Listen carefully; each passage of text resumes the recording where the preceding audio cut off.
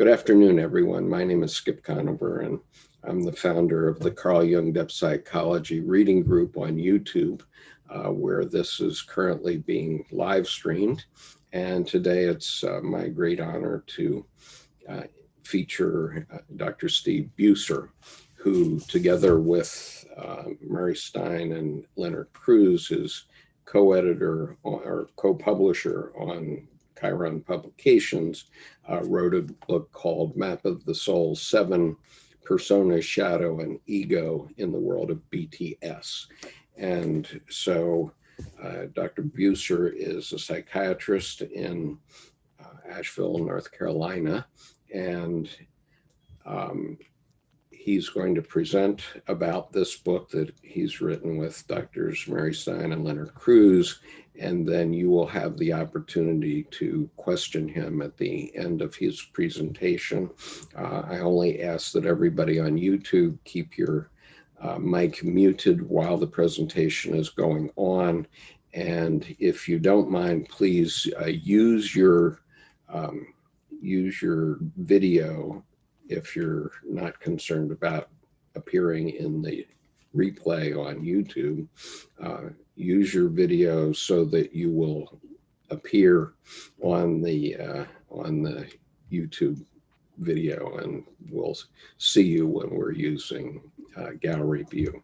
And so there are a number of people still waiting to enter. There's 6 waiting to enter and 66 panelists, so that makes 72 so far, plus another 6 on YouTube. So without further ado, Steve, go ahead.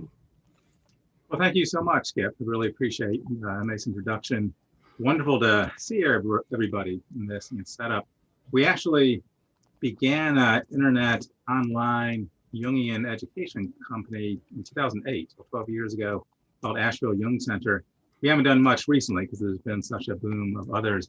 But boy, in 2008, there was none of this. There was no Zoom, there's no Skype, there's no Facebook Messenger. You know, we actually had to send Murray Stein to a business center in Zurich near the airport. You know, I had to go to a university. We did kind of old style, beaming up with that. It's wonderful to see how much the technology has improved, over the years, and boy, to see pretty much everybody now with COVID being familiar with Zoom, not everybody, but quite a few, and the ease of hosting something like this on a regular basis is really quite astounding. So anyway, haven't been doing many of these in the last 2-3 years, but I'm glad to be here. Haven't used Zoom yet, so I'll have to figure that out on the fly, but Skip has already told me much of what to do with it, so I think we'll be just fine. So we're gonna jump into some slides, and I'm going to share my screen, which I just learned out how to do. And whoops, that's the closing slide. Okay, so slideshow. Okay, we're going to talk about BTS today, which is really an unusual piece. Hold on, let me configure this one. There we go. Is kind of unusual for Jungians. We don't typically talk about K-pop bands. So for us to be talking about BTS is not a typical topic, but it's become typical due to what BTS has unleashed in the last year or so, which has really been quite exciting to the Jungian community. And if you haven't heard what they've been up to, you will today, and we'll give you more of a sense of that. The other title of my talk is The Odd Couple, BTS and Carl Jung, because they are such an odd couple. Well, I'll do that slide later. Who would think that BTS, a K-pop band with young men in their 20s, would be so associated with Carl Jung, a psychiatrist that worked 100 years ago or so. Nonetheless, they have really coalesced with this really a polarity of opposites that has brought this together and transcended into something really wholly new. This is my background, which Skip has already kind of alluded to. Went to medical school at Duke University, went to a pediatric internship initially, did a year of pediatrics, then I switched into psychiatry, and really I've been in psychiatry since, back in 1993. Did a 2-year clinical training program at the Jung Institute of Chicago. That's really my Jungian credentials, so to speak. I'm not an analyst, a Jungian analyst, but did 2 years of the training up in Chicago, did 12 years in the military, and in 2008 co-founded the Asheville Jung Center, which is really very similar to what Skip is doing here now, where we use internet technologies to teach Jungian principles, mostly with Murray Stein. Murray Stein was our anchor presenter and did most of our presentations back then. 5 years later, 2013, took over Chiron Publications with my partner, Len Cruz, and we've been publishing in the Jungian world books ever since, and I've really enjoyed that. I mostly did private practice psychiatry. So I did a Jungian-oriented outpatient psychiatric private practice where I saw patients weekly for hour sessions up to 20 years or so with some patients, and really dove into the Jungian world of psychotherapy. But about 2 years ago, I've shifted more towards addiction psychiatry. So I'm a physician in a small hospital in Black Mountain, North Carolina, where we deal with heroin and fentanyl and methamphetamine, overdoses and detoxification.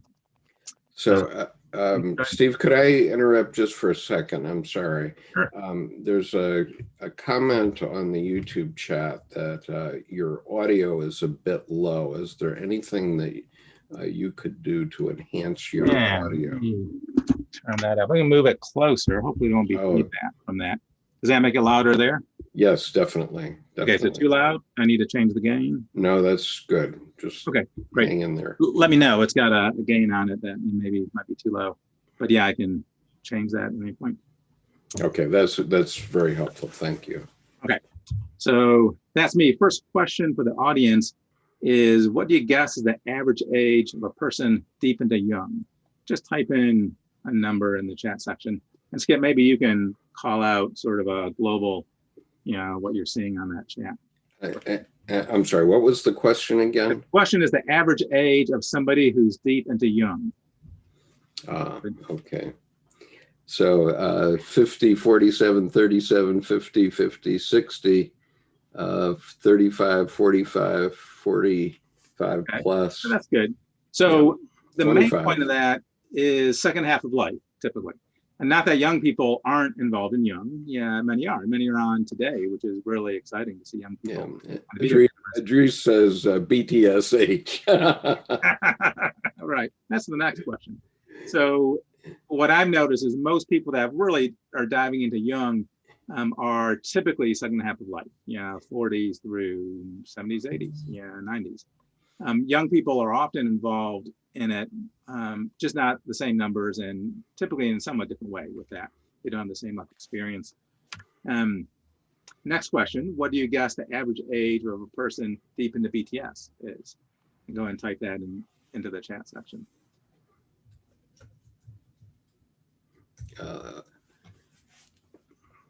Okay, 25, 18, 17, 25 to 45, 25 to 30, 15 to 20. Yeah, perfect. 15 to 30, 14 to 80. Right. Of course, there is no limit. You can be 3 and dancing in the kitchen to it, or you can be 90. But clearly the chat suggests that the age is much younger than that, than the Jung oriented folks. And absolutely, it's a teenage phenomenon. Yeah, lots in the 20s, 30s, and any age. But if you look at the demographics, the teenagers are huge into BTS. BTS is one of the, if not the most popular band on the planet. I mean, that's just phenomenal. So you've got kids in their teens and young adults in their 20s and 30s deeply into BTS that suddenly have been introduced to Carl Jung in this profound way. So it really is this marvelous polarity of the young and those in the second half of life kind of coming together through music. And as long as I've been involved in the Jungian world for the last 20 years or so, I've never seen that. I've not seen that coming together. Typically, if you go to a Jungian conference, either international, large one in Vienna this last year, or Copenhagen years before, or Kyoto, or the Jung Institute, you see people in the 40s to 80s, kind of range with that, but not with BTS. So this is exciting. here's just a little picture I pulled off the internet. This is from the BBC. The BBC did a nice article on Jung and BTS. And I love this image because it's got the two polarities. You've got a picture of Jung in his elder years, and you've got BTS, one of whom is trying to pretend he's older. He's dyed his hair a little bit, grayish, and put on glasses.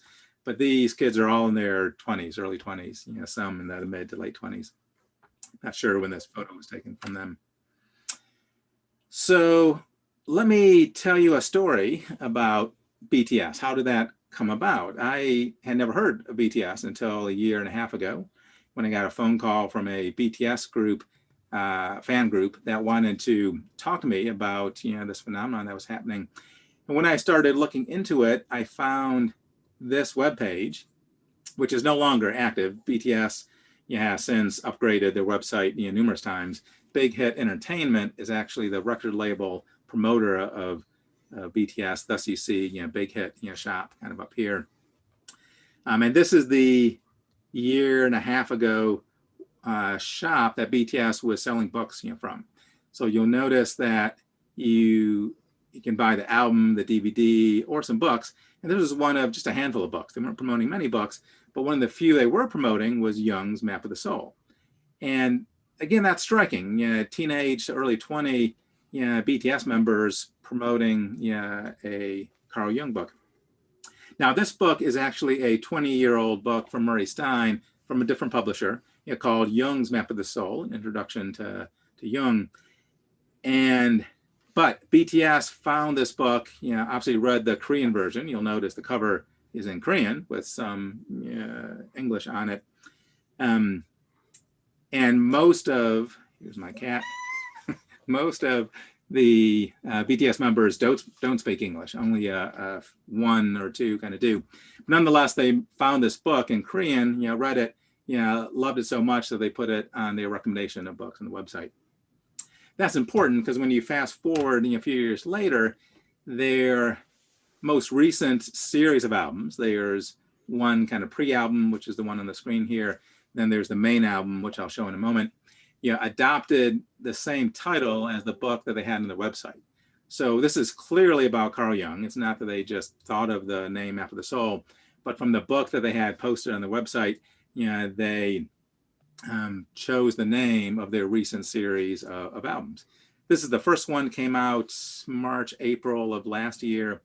And you'll see that right from the get-go, the first track is persona. So here's a Jungian term with a Jungian concept about a Jungian book.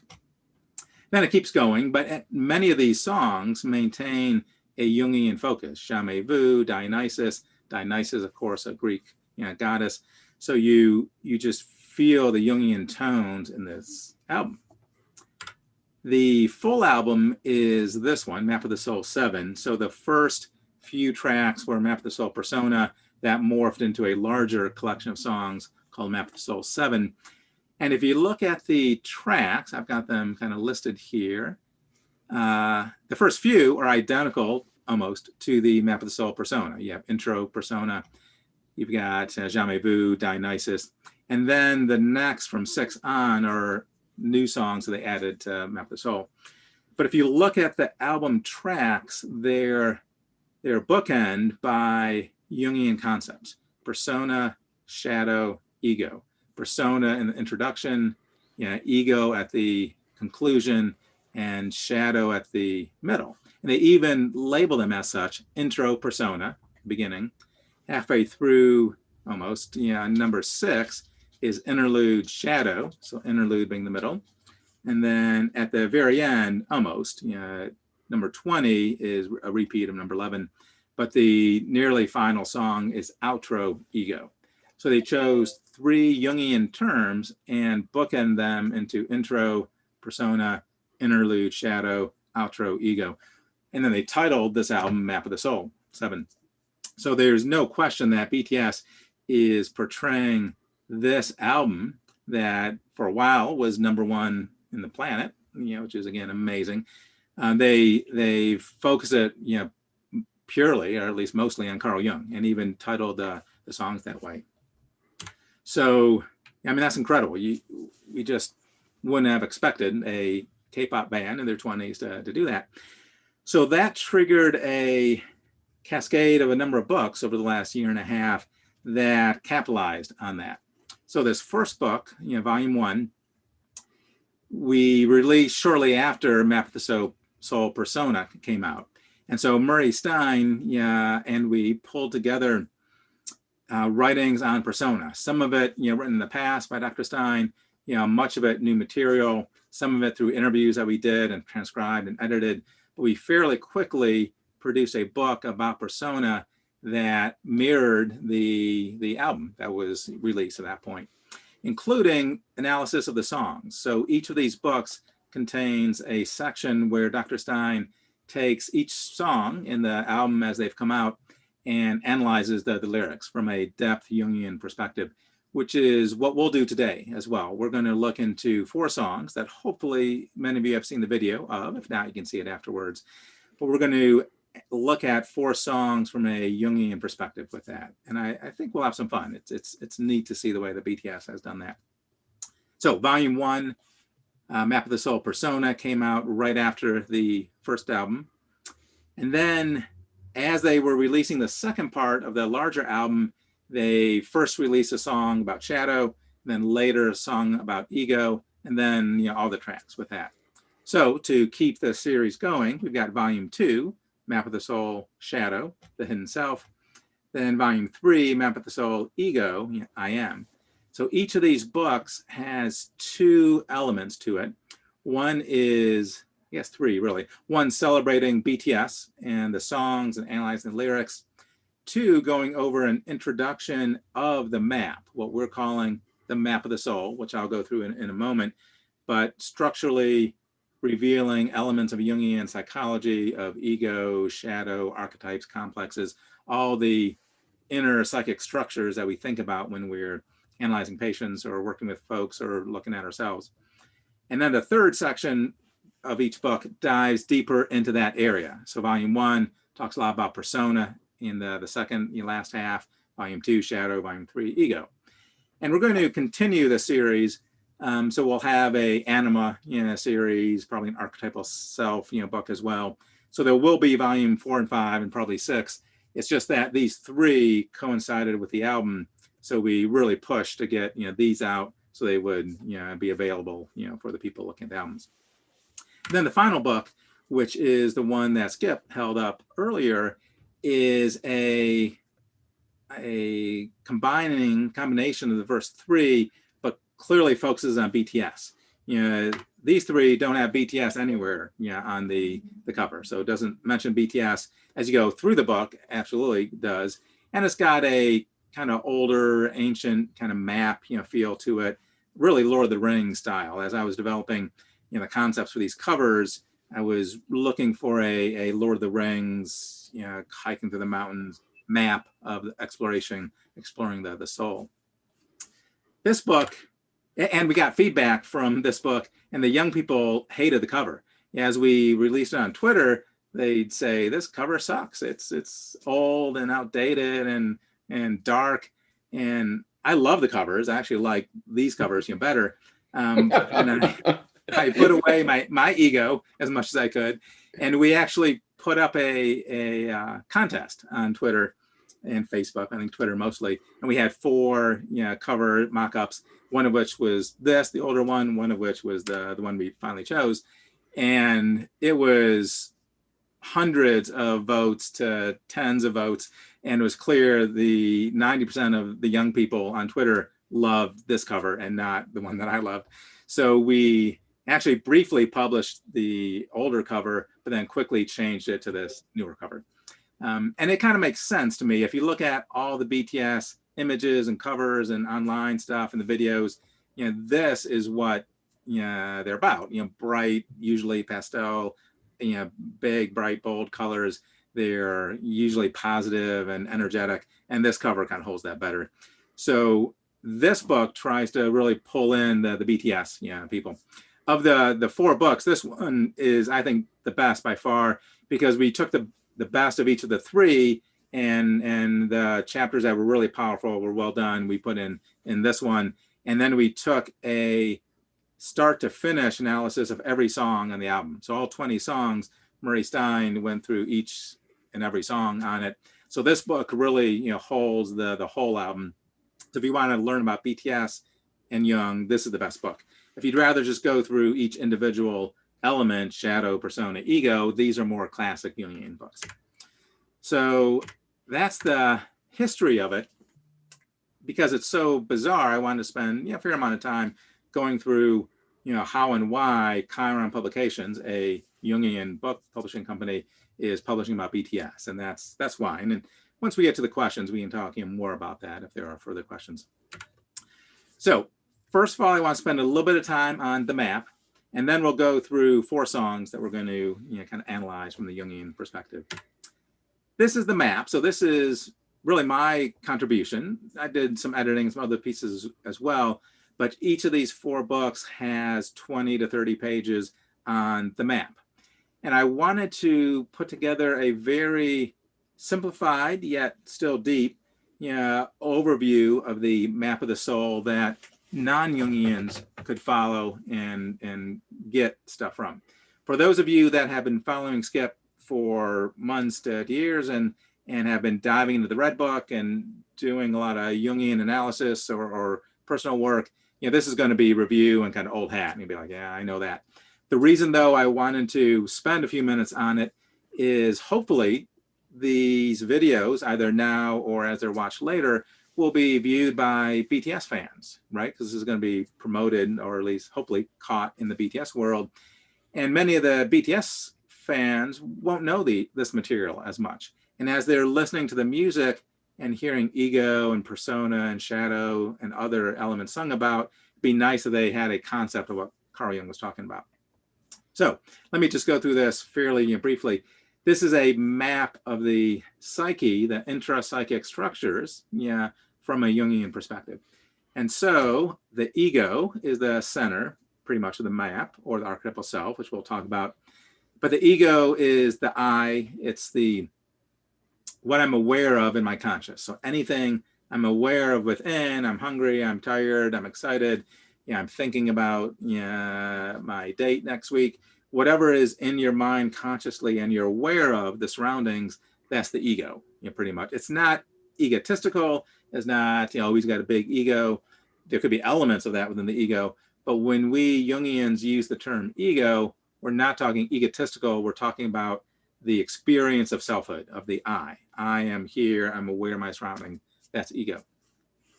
The eyeball isn't really a Jungian principle, but I just wanted to show the relationship of I, me, looking out to the external world.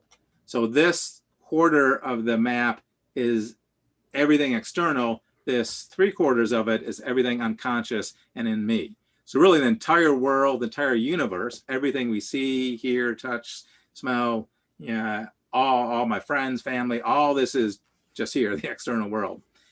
Between reality, the external world, the people I know, and me, my ego, is the persona. And that's typically shown as a mask, or in this case, a mountain range. But a mask is the more typical version, which doesn't work as well on a map because we're showing territory. But it's the mask between me and those around me. So the persona would be how I present myself to others. And we all have numerous personas. Right now, I'm in my educator, instructor persona. When I leave, I might be in my wrestling with my kids, fatherhood persona. When I go to work, I'm in my physician, doctor persona. And these are very different personas. When I'm the doctor, I'm trying to be professional, knowledgeable, engaging. I may not be quite as loose and laughing as I would normally, although I might be. I might be not a stuck up, tight doctor. But it's whatever image I'm portraying. And think of a uniform. If I put on a uniform, police officer, now I'm a police officer, and that's my persona. And that can be a very strong persona. We all have personas, and we all have numerous personas that we show the world, who we are with that. And sometimes there's sort of a lie, maybe not a lie, but it's not who we really are, right? I might try to pretend I'm more confident, more strong than I am. And inside, I'm not feeling that way. So there might be a disconnect between the persona and the ego with that. So then back inside is the ego. The shadow we put at the mirror image. So if this was a mirror, the persona is there, the shadow's there. So the shadow is the mirror image of the persona, meaning whatever I present my persona to be, the shadow becomes the equal and opposite. So if I portray myself to others as a nice, friendly, warm, spirited person, my shadow becomes the opposite, becomes a mean-spirited, kind of dark, cruel, person. So whatever the persona is, the shadow is the opposite. Now, if I'm in Hell's Angels, biker, and adopt that persona, and I'm beating people up, and I'm not that Hell's Angels necessarily beats people up. Don't come, and beat me up because I said that. But whatever I'm portraying on the outside, if it's a mean kind of beating up folks, gang member, the shadow then becomes the opposite. It might be a warm-hearted, sentimental kind of piece. So it's not good or bad, right or wrong. It's just opposites. Whatever I portray in persona, the shadow is the equal and opposite and a darker force with that. Well, or lighter if the persona is dark, but it's the opposite of the persona. Anima and animus are somewhat dated, and it's more challenging to talk about it now with gender fluidity and those elements than it was in the late 1800s and early 1900s, where Victorian Europe had really clear definitions of what men and women were. Nonetheless, it's really the opposite gender that I'm portraying out there. I don't mean biological gender, but femininity and masculinity, which of course isn't tied to males and females. I might be a feminine male, I might be a masculine female, but it's the kind of opposite of what I'm portraying. So classically, let's think back to the 1900s, where it was a little bit, unfortunately, more rigid. If I was a manly man and kind of macho and aggressive and intense, not only my shadow carry the opposite, but there would form an anima element that held the feminine, spiritual, softer elements. And the way Jung saw the anima and the animus was sort of a conduit to soulfulness. So if I was trying to connect with my soulful inner world, my anima, if I was a masculine exterior, would kind of carry that conduit. And animus was described as the same thing for a feminine exterior. So if I have a feminine exterior, nurturant, etc., my animus, which might be a more warrior, CEO kind of type, would constellate on the opposite. And that might be a feminine path, and for individuation, we tying into that animus. Elsewhere on the map, we've got complexes and archetypes, which are fascinating to look at. We won't be talking too much about that today, but complexes are things that trip us up intrapsychically. If I have a father complex and somebody at work reminds me of my father, and I start yelling at him and get angry or passive aggressive, that's not about that guy, it's about what he's triggered in me. He's triggered my complex, my father complex, and I'm acting out in that way. Could be a mother complex, money complex, short man complex. There's infinite numbers of complexes that you've heard about probably over the years, that when you're working in psychotherapy with somebody, you see these complexes triggered when you try to explore those complexes. And at the core of every complex is an archetype. So if I'm in a hero complex and I'm saving everybody, whether they want it or not, and interfering in their lives, the core of that archetype would be a hero archetype.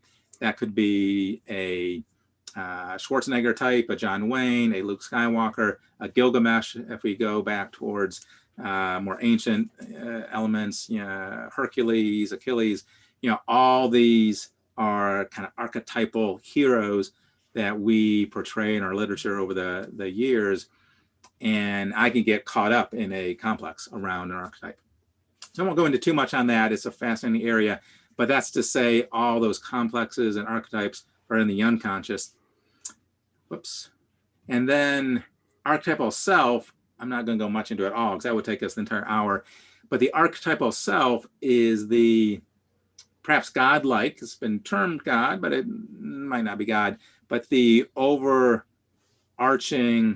unconscious elements that are the totality of both what I am and what the universe is, that sort of contains all this unconscious and conscious material with that. And that's in the core of the ego. So every complex has a archetypal core. The ego is technically a complex. So the core archetypal image of the ego is the archetypal self. I don't worry too much about that if you're not into Jung yet much. That gets kind of hard to figure out. And the last piece I just put on here just to denote the energy in the unconscious is the primordial fire, which isn't really a Jungian term. I just made it up, but it's saying the intense energies of the unconscious that kind of come forth. Politically, we have a lot of primordial fire right now in the United States, and you're just feeling the energy and intensity and all the stuff coming out. And most of it is unconscious, right? Both Trump supporters and Biden supporters often don't even realize the stuff that's coming up. It's just coming up, and they're acting out in these ways. And it's because of the activation of the unconscious complexes and energies within, which we won't talk about either. We've done a lot of seminars about politics. We're going to hold off on that mostly for now. So that's the map. Once we get to the question phase, if you all have questions about the map, we can kind of dive into that more. But I think it's important to have an overview of these intrapsychic constructs, because that's what BTS is singing about. They're singing about three, at least, primarily of the primary intrapsychic structures, and it's important that we kind of know about that. Okay, so next part, we're talking about 4 songs, and I hope that you got a chance to watch the videos. Skip sent out the links. Do try to watch them. They're fun, energetic, and they really pull you in viscerally into these concepts. And when you're looking at the persona video, think about these persona elements that we'll talk about. And we talk about the shadow, even if you've already seen the 4 videos, after we've dove into them, watch them again and kind of see what pops up in your psyche as well. You can doodle as you do and see what things kind of percolate up from the psychic elements. There's 4. The first 3 are those bookends of the album: intro, persona; interlude, shadow; outro, ego. And those are the 3 I want to spend most time with, because they really are how BTS structured their album, and beautifully structured around Jungian principles. Then the 4th is kind of neat, Black Swan. I wanted to talk a little bit about Black Swan as well. Really, all of them have Jungian principles, and we could talk about each and every song. We don't have time to do that. The book, the bright colored one, the Map of the Soul 7, does that, goes through every song. So if you want to get hold of that, that'll show the songs in more detail than we can do today as well. Intro Persona is sung by RM. There's 7 BTS members. RM is one of them. And there's kind of stage names that you'll see kind of through here. RM, J-Hope, and Suga are the 3 we'll be talking about today, but there's 7 in the band. And this is the opening shot of BTS. We can't show the videos legally. We may or may not even be able to show these. But I think typically they don't mind us doing screenshots of videos. And this is the opening shot where RM, who you see in front of you, is beginning to sing. And look at the chalkboard behind him. We'll zoom in on some of it, but it's full of Jung. It's all Jung. Virtually everything on that chalkboard is about Jung. It's quotes from Jung. It's Map of the Soul, written a number of times, which is from the Jungian book. And ego, shadow, persona are written a dozen times or more, kind of onto that.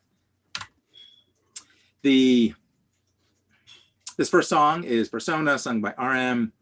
It's what kicked off this Jungian storm. When they released this video before the album fully came out, that's when my phone started lighting up of people saying, what's this about? BTS, can we interview Dr. Stein, interview you?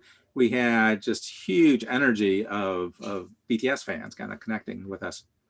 And again, that chalkboard lays it all out, and you'll see this triad over and over again on the chalkboard on the album. And that triad is persona, shadow, ego. Intro persona, interlude shadow, outro ego. So those are that triad that we'll be looking at. And look, you see persona, shadow, ego numerous times on there. It's just written over and over again. You see Map of the Soul. You see all these quotes. And the majority of these quotes are from Carl Jung. Here's again persona, shadow, ego. You see it with a mountain behind it, with a brain, and who are you? Here's a quote from Jung. It's hard to see in the blackboard. When you zoom in, it gets a little bit fuzzy. But the quote is, "I am not what happened to me. I am what I chose to become." Carl Jung. And again, the chalkboard is full of these quotes with that. It's exciting to see in BTS, so engage with Carl Jung. And, oh good, I can move this Zoom thing. That's a little bit in the way right now. So we're going to give a lot of quotes from the songs, right? The lyrics. The lyrics are mostly sung in Korean, right? We're not going to try to botch the Korean, but the lyrics have been translated to English. There's official, ones in English that we're going to be using from. And about a quarter of the lyrics, though, are actually in English. When you listen to the songs, you'll hear a lot of English words kind of in there. So here are some of the lyrics. So I'm asking once again, yeah, who the hell am I? Tell me all your names. And I just grabbed a screenshot that kind of has these mirrors in there. Mirrors have a lot of persona elements to them. Why am I reflecting back to others? And here you can kind of see what 10 or so different images of him, which I would argue are kind of persona images. How he's dressed, how he's acting. Our clothing is very much persona. And instead of wearing a t-shirt that I had on an hour ago, I thought I should dress a little bit better. I'm a doc and presenting. So I got a button-down shirt. That's my persona I'm trying to share. Nothing wrong with a t-shirt, but I thought I should use a more professional persona today. And you'll see lots of images of clothing and how that relates with persona. Tell me all your names. What are your names? They're your personas. Yeah, I'm Dr. Stephen Buser. I'm Daddy. I'm husband. I've got a lot of names with that. And each name has a different kind of persona attached to it. I'm Stevie, not that anybody calls me that, but I might have an endearing, different name that I wouldn't use on the hospital ward, but I might use my best friend as he comes over. So more lyrics. I'm still not so sure if I'm a dog or a pig or what else, but then other people come out and put their pearl necklace on me. Again, a lot of persona energy in that lyric. Not sure if I'm a dog or a pig. And some of this, of course, has to be analyzed culturally. I'm not sure how dogs and pigs are looked at in Korea, but we would need to know that to really analyze this line.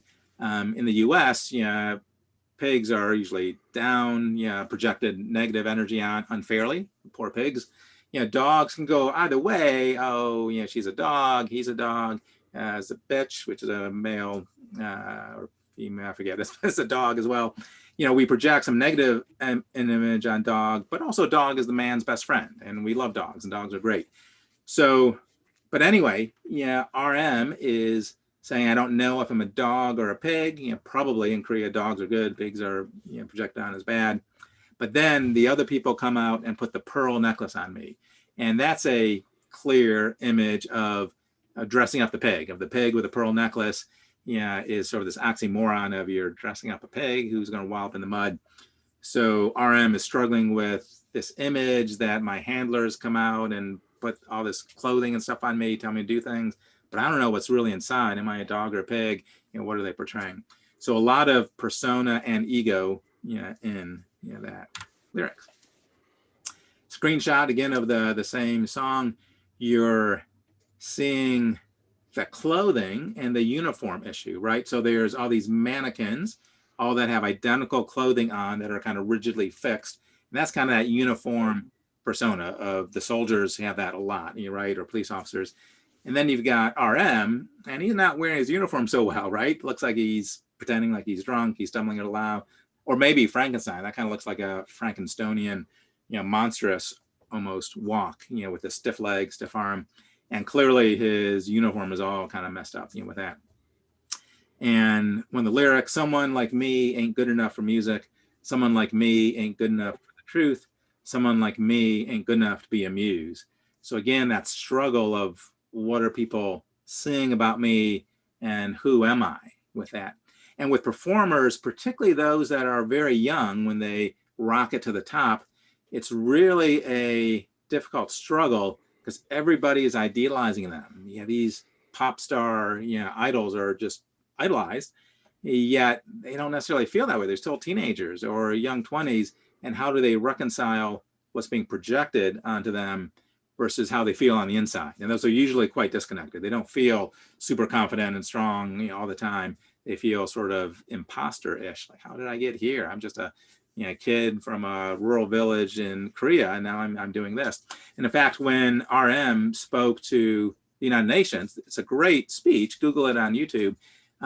He kind of says that, if I'm a kid from this rural village in Korea, but I'm also RM, rock star, superstar, and you get this polarity kind of pull from that.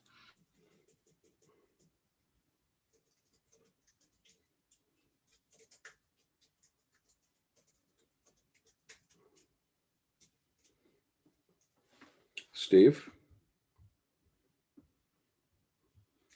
Steve, we've lost you.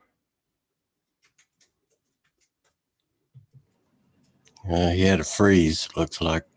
Yeah. It's the silent persona. Okay, let's see if he comes back. Hopefully he will realize that he's not interacting.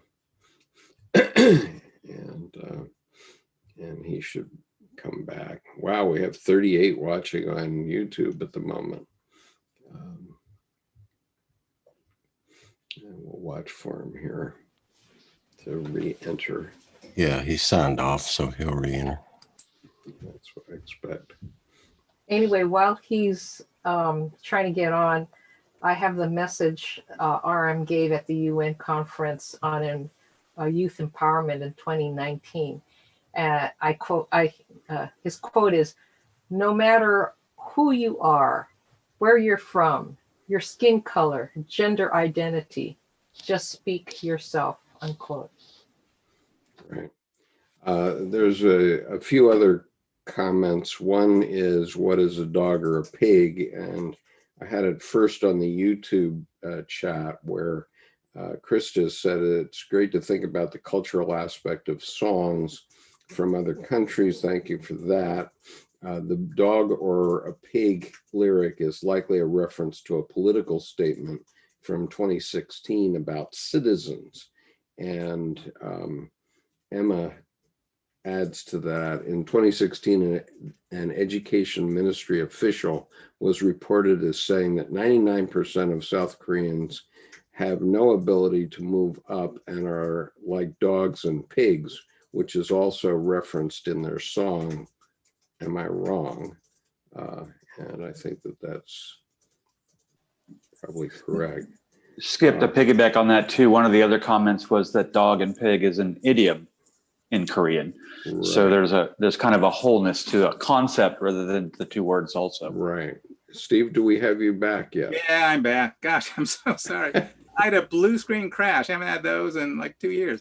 It just shut down. My whole computer just shut down. If that happens again, I'll run downstairs and grab my laptop. But so sorry about that. That should not happen. Yep, no problem. So meanwhile, we were having an exchange about what the idiom dog or a pig means. And one person has explained that an education ministry official was reported as saying that 99% of South Koreans have no ability to move up and are like dogs and pigs, which is also referenced in their song. And that was also observed on the YouTube channel by Krista. So both being negative, in other words? I mean, both. Yeah. Okay. Yeah. So it doesn't know I'm dog or pig, meaning I'm this bad or that bad, with that. Yeah, and kind of negative toward that official for making such a comment about his citizens. Yeah, right. Okay. All right. So all right, anyway, you can carry on and reshare your screen if you can. Okay. Have you made me a presenter again or whatever? Oh, let me do that. Okay. Okay, you're co-host again. Okay. So let me share the screen. Well, that came up pretty fast. It wasn't too bad. And meanwhile, you guys Googled pigs and dogs, which is good. Okay. All right. So we're going to pray that doesn't happen again. Oh, and there's also this comment here. Priscilla says, RM used the idioms, but the necklace pearl, the pearl necklace on the pig, which means pigs who do not know the value of pearl necklace cannot appreciate the treasures given to them.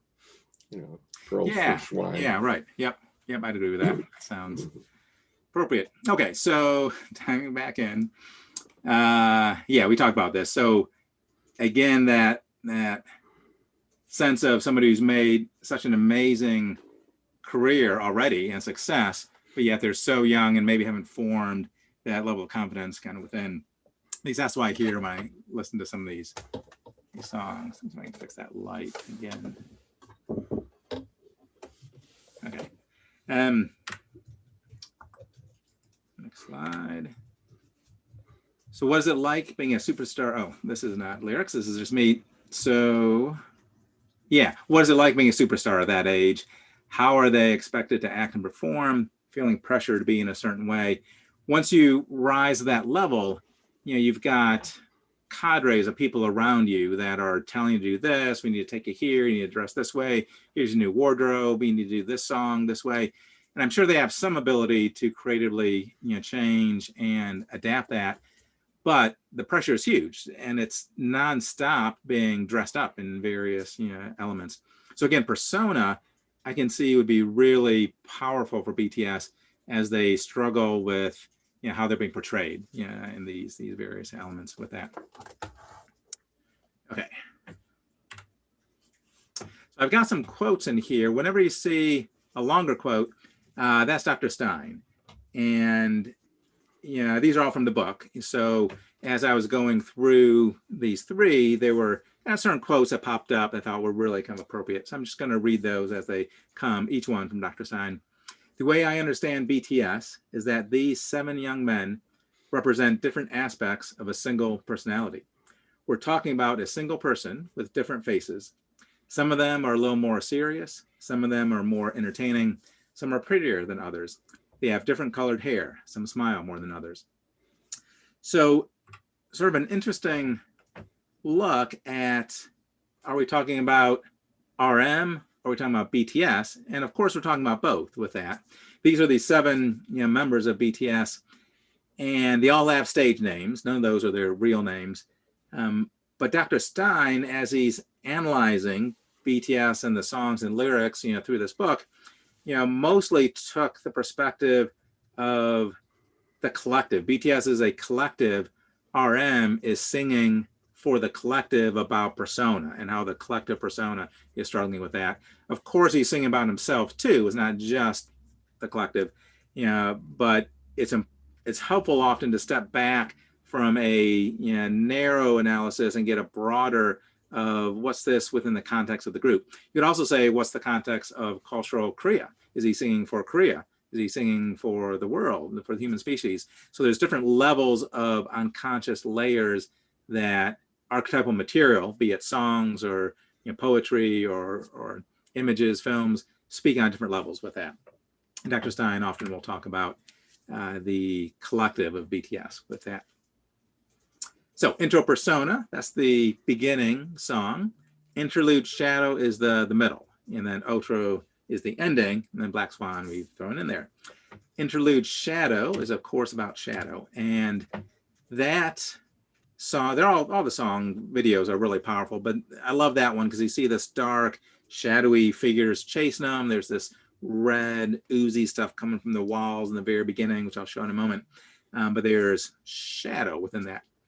And shadow is so important for all of us, but for BTS, you know, even more so in some ways, because over the 7 years BTS has been together, they've been portrayed and have portrayed themselves in very light, you know, ways. They're very optimistic, enthusiastic, supportive. You can do it. Know yourself, love yourself.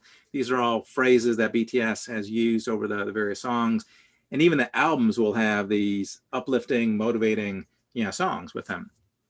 BTS Army, really important to learn about if you don't know about Army. BTS Army is the fan clubs, and there's thousands or tens of thousands of clubs around the world that each have often hundreds of thousands of members in the clubs that support one another and love BTS, partly because BTS has been so uplifting and affirming and positive and bright that these waves of ARMY fans kind of just follow and connect with them. So if BTS has portrayed themselves in that engaging, light, optimistic way, what does that mean intrapsychically? If you're a Jungian, equal and opposite pole of shadow. So if they're super bright, illuminating, supportive, then they've got this kind of dark shadow. And this song, I think, is talking about that of, we're not BTS, us BTS aren't always light and upbeat and happy and optimistic. We got some dark, shadowy inside, and that's what you see. So the opening series, you see this dark red, oozing, bloody stuff coming from the door jamb wall with that. And you'll see, watch the colors that they choose. Suga now. Suga is all white. He's in a white vest, tan white, but it's kind of mostly white. Pants as well. And then you'll see him flip into all black. He's in all black clothes. So the portrayal of persona brightness and shadow darkness is used a lot in this sequence with it.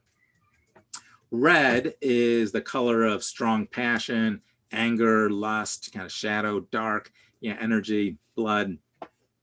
We don't know what's behind the door, although we get a hint of it. At one point, we see these half dozen black figures, clothing, not skin color, attacking the other side of the door, trying to break through.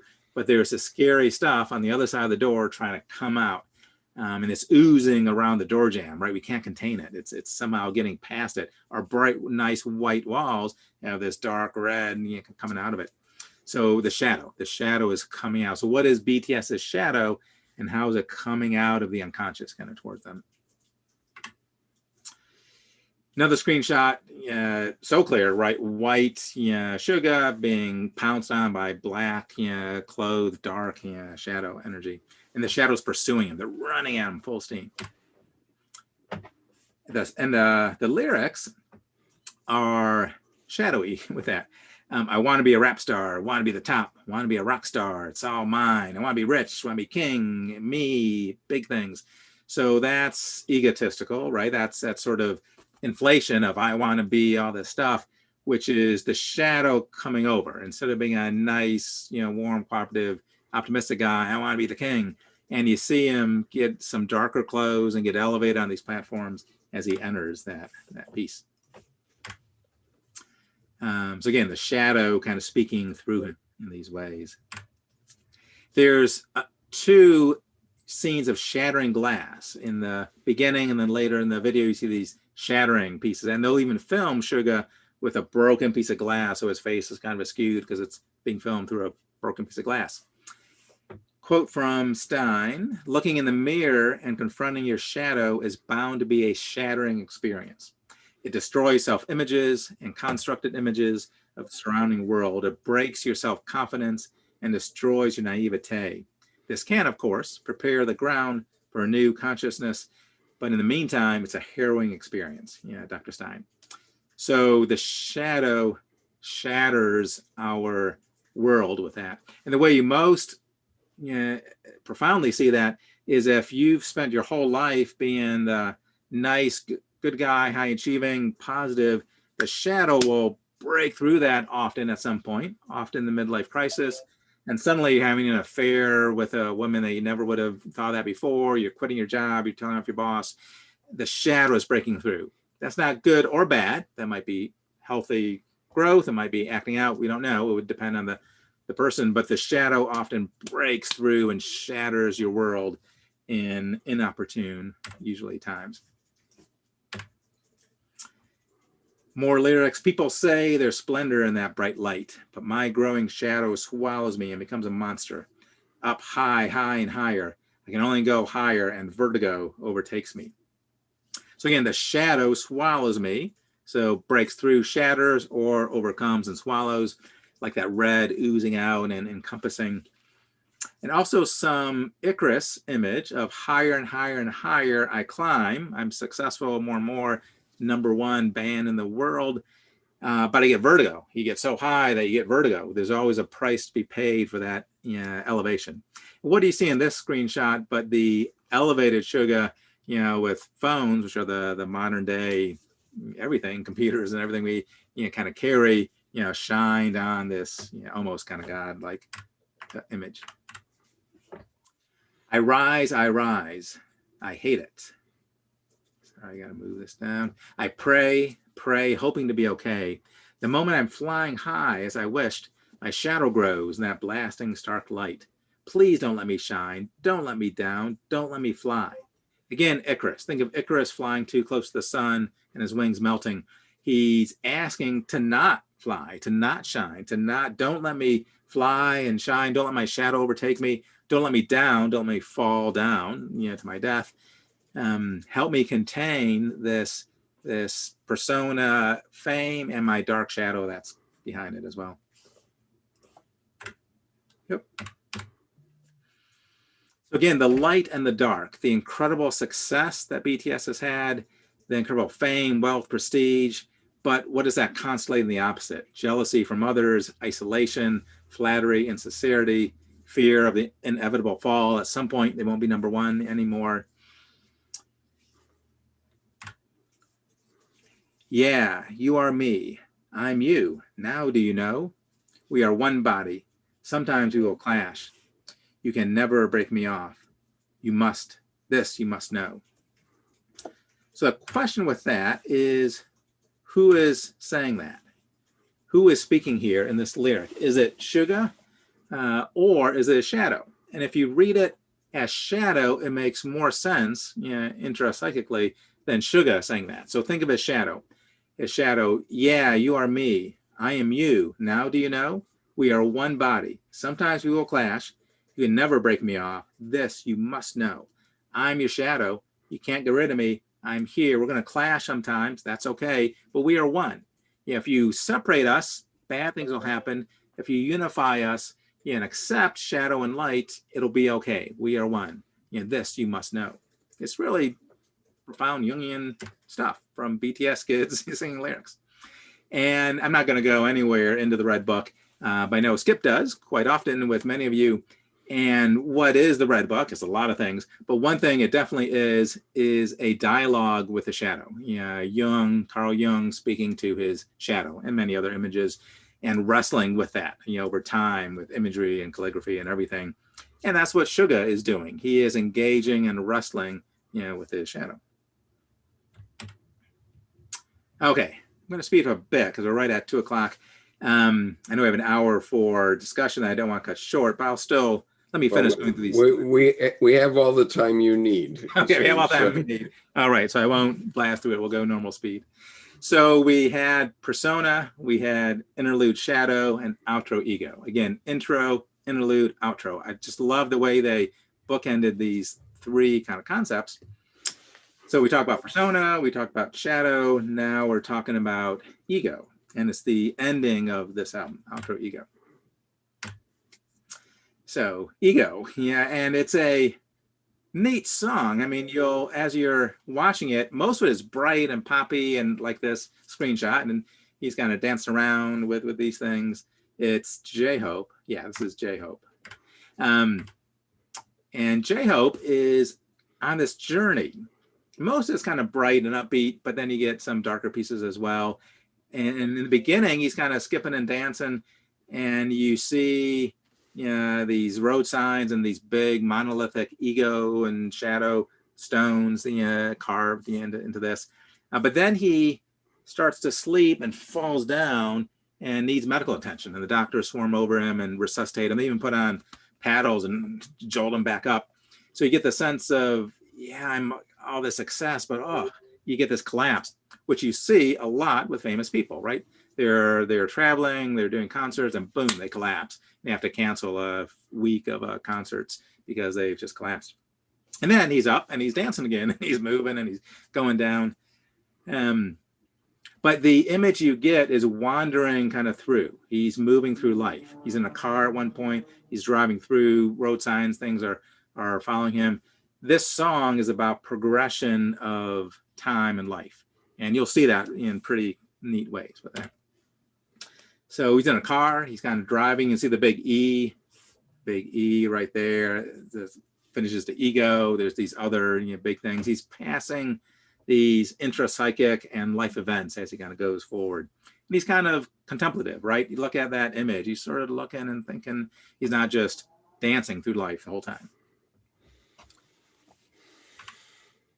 This is a really neat sequence of shots that, again, watch the video at some point, but you see him in these dancing video, but then he slowly morphs into this stance, and then that scene disappears, and this stance right here, and then immediately follows by this. And clearly this is J-Hope at age, I don't know, 3, 4, 2, I guess 3 would be my guess.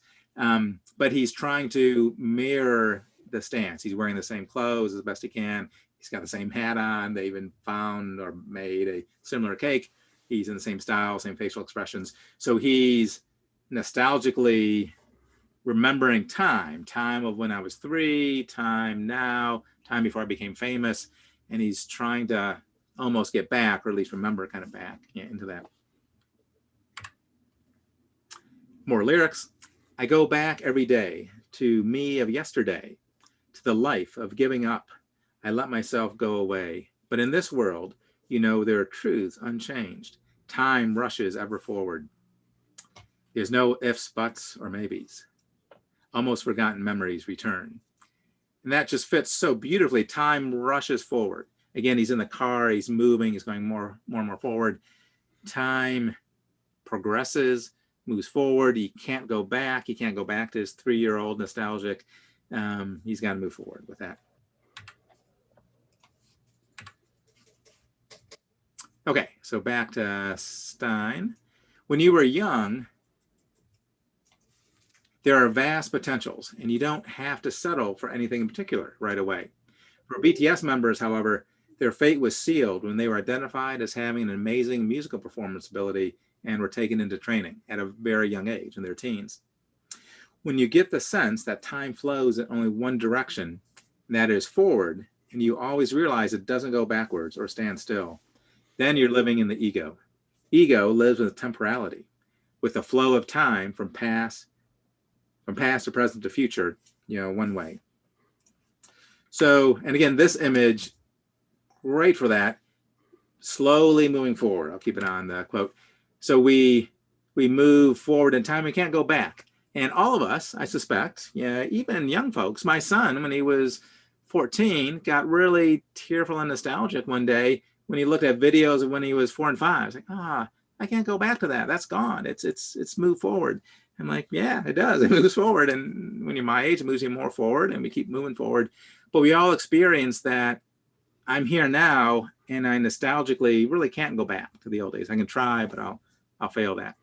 And J-Hope is singing about that progression and that inability to return back into the good old days.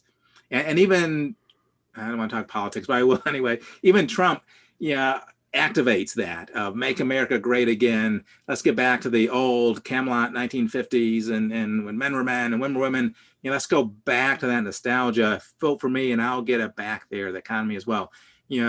Part of his ability to get power is that ability to tap into that nostalgia of those good old days and whatnot. Versus a president, Obama, that says, yes, we can. We move forward. We can do this. Hope, progression, future. Gay, lesbian, transsexual, they can marry and do things, and a black guy can become president. And I'm not saying Obama's all future and Trump's all back, but they tap into those elements and that nostalgic, I wish I had the good old days again. President Trump has activated a lot of that for good and for bad. And J-Hope is talking about it here too. Okay, am I on the right slide? Yeah. Life not of J-Hope, but of Jung Shuk, I'm sure I botched that, flashes by. It must have been full of regret with no hope till I die. My dancing was chasing ghosts, blaming my dream, asking why I live and breathe. So here he's revealing his real name, Jung Shuk, J-Hope, stage name, full of regrets. Am I on the right path? Am I not? I'm chasing ghosts. Again, that kind of persona element. Blaming my dream. Why'd I dream to be a pop star? I don't know. But you get that. And even notice the cars, again, the cars, the progression of time. Now he's not driving the car, so he's reflecting, sitting on the hood or the roof, looking at ego a lot and army and other things, but looking at the surrounding archetypes and energies and all the stuff around, but yet the car is going to keep bringing him through life, and there's regrets and positive elements to that too. Into my heart come answers from my most trusted. Only one hope, one soul, only one smile, only one you. Definite answer to the truth of the world. Only one, an unchanging me. So at this point in the video, it's progressing. There's some individuating energies of, yes, I've got to move forward in life. Yes, I can't go back to the nostalgia of the old, but I am creating a unified one me. That old J-Hope at age 3 and my current J-Hope at 25 or whatever he is the same. And I can't go back to him, but he's still within me. There's one hope, one soul, one smile. You saw the two photos. They were kind of smiling, the exact same smile. I'm the same me as I was back then. And what is the ego? But it's the me of I'm not you. I have figured out who I am. I'm the me. So he's trying to individuate and pull this back together as I'm a singularity instead of a split element with that. He goes into a maze. In the next scene, you see him running towards this maze. What is life? But trying to figure out the maze and the choices and how you get stuck and don't. Now I don't care. It's all choices by my fate.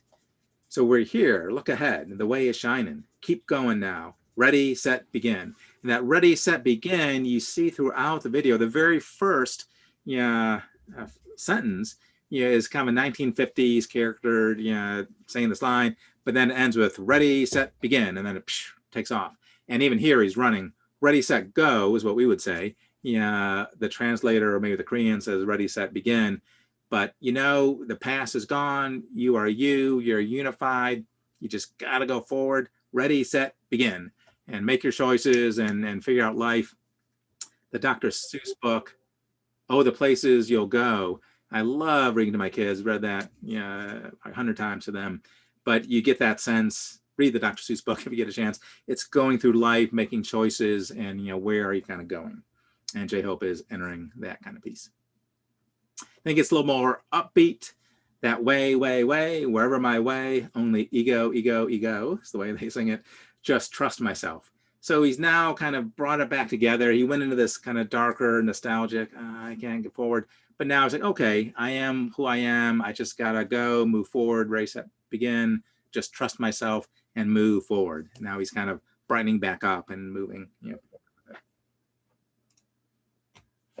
Okay, back to Dr. Stein. Outro ego celebrates the moment when we realize I am I. I am not you. This is ego awareness, the reality of time and finitude. This song is an outro in the sense of BTS finishing one stage of life and taking on the next.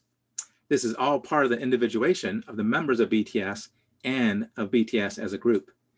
So Dr. Stein here is talking about you can't go back, I am I, you got to move forward, and the moving forward will constellate into something new, both for the individual BTS members and the band themselves. So BTS is 7 years old. At some point, they're going to have to leave fame and can't keep climbing higher and higher. The band might break up. Often happens. The Beatles and other groups reach the very top, and then they kind of sometimes break up. Also, if you follow BTS, you know that they have mandatory military service in Korea, and the chief general of the military said, BTS still has to go in the military. They've deferred for so long. So there's the real possibility that they may be broken up by military service and be conscripted in essence into the military. That may or may not happen. We don't really know. But even if that doesn't happen, there's got to be some kind of fall. They've reached the very top of the planet. They've got to fall at some point, and there's some anticipation of that in the song with it. So then, actually a little bit earlier in the song, we're not quite going in chronology, but about 2/3 in the song, they flash up really quickly this inflated energy, which will slow down and show you the screenshots of, but comes so quick as bam, bam, bam, bam, 4 photos, that unless you stop the YouTube video and say, wait a minute, what is that? It would just flip right through. And it's the inflation of the ego, which is really the dark side of BTS, right? Because they're so popular, there's an inflation that can occur with that. And this is the Germanic god Odin, and he's got his animal familiars with him. And I want you to notice the spear. He's got a spear he's holding, he's got a sword, he's a warrior, Germanic god, like a good German. He's got 2 ravens, and he's got some other animals too.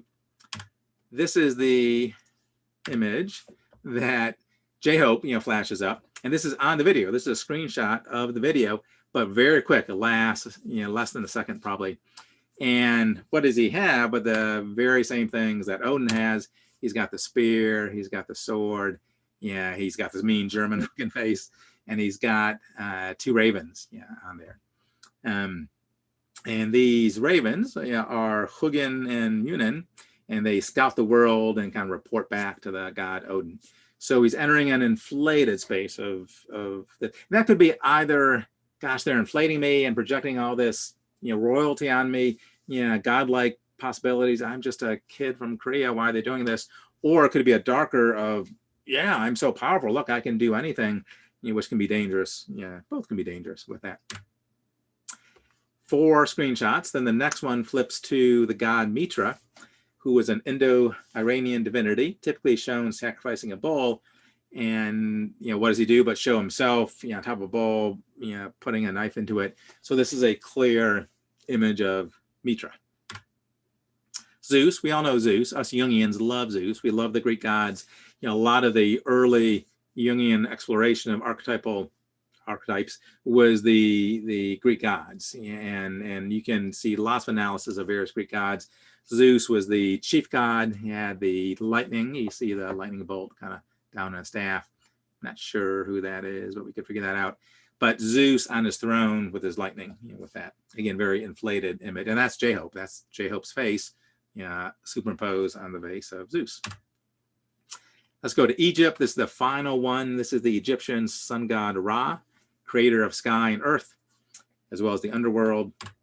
And what does he do? But projects that same image. And he must have gotten the same Google screenshot I did, because that looks identical to the, the hands of the sun coming out, the eye of God. And he superimposed himself onto a pharaoh god, with that. So song number 4 is Black Swan. We've gone through intro, persona, interlude, shadow, outro, ego. So Black Swan isn't part of the big 3, the 3 that bookend the album. But it's so well done, on the videos, and has such powerful imagery. I thought I'd throw that in there as well. And there's actually 2 videos for Black Swan.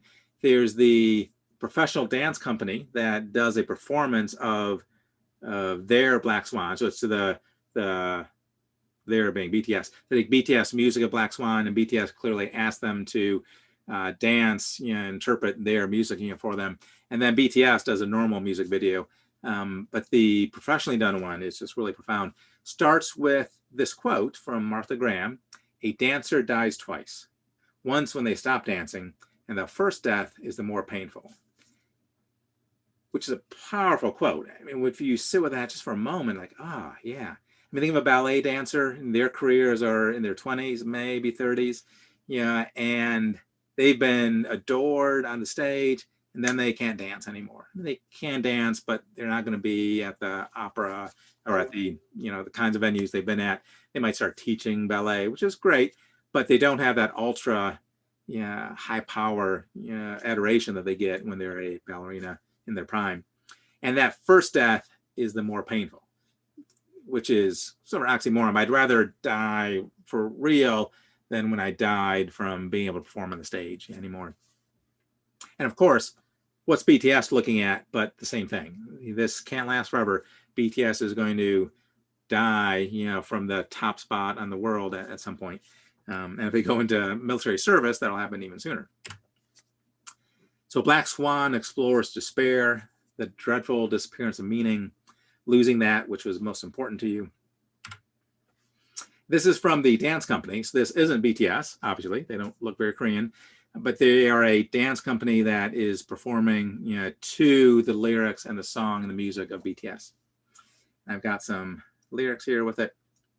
The heart no longer races when hearing the music play. Oh, that would be my first death. I've been always afraid of. I mean, how more clear, you know, could that be?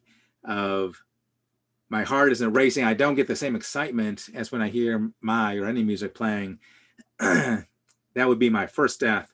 I've been always afraid of. You know, once it's no longer fun and passion for me, you know, that's my first death. I've lost my joy kind of within that.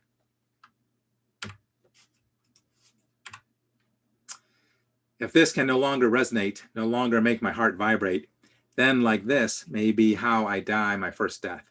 But what if that moment's right now, right now?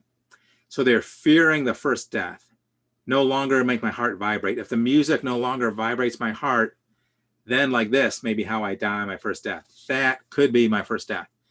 And what if that moment's right now? What if I've come to the point where my music no longer makes my heart beat, yeah, and I'm dying that death? So there's two elements to that death. There's culture, society, no longer keeping them in the number one spot, and suddenly people don't adore BTS as much. That's a death. There's also the death of passion of, I love singing, I love the crowds, I love the stadiums, but what if my heart stops resonating with that? Yeah, and I die in that first death. Yeah, I can't stand this. So there's two deaths that they're fearing kind of with that. Whoops, sorry. Having trouble moving that. In the Black Swan video, this is Dr. Stein, you know, quote from Dr. Stein. In the Black Swan video, you can see the struggles of the white swan trying to fly and the black one surrounding it and holding it back. It's moving, but without success because it can't fly. And it's being crushed by the black swan surrounding it. That's how moods affect us when we fall into depression and our life loses its meaning. And so for the white swan, he just takes off his shirt and the white skin is the white. And the black swans are in their black kind of uniform and they're stomping them, they're holding them down. The white swan tries to fly but can't. And how many members are there? But 7. There's 7 swans, there's 7 BTS members. I don't think they're picking on one individual BTS member, but also you could read into this, how is BTS as a group holding back the individuality of each BTS member? They always say just the 7 BTS and don't individuate. Is that the black swans holding the white swan down? Does the white swan need to expand and kind of go on their own way with that?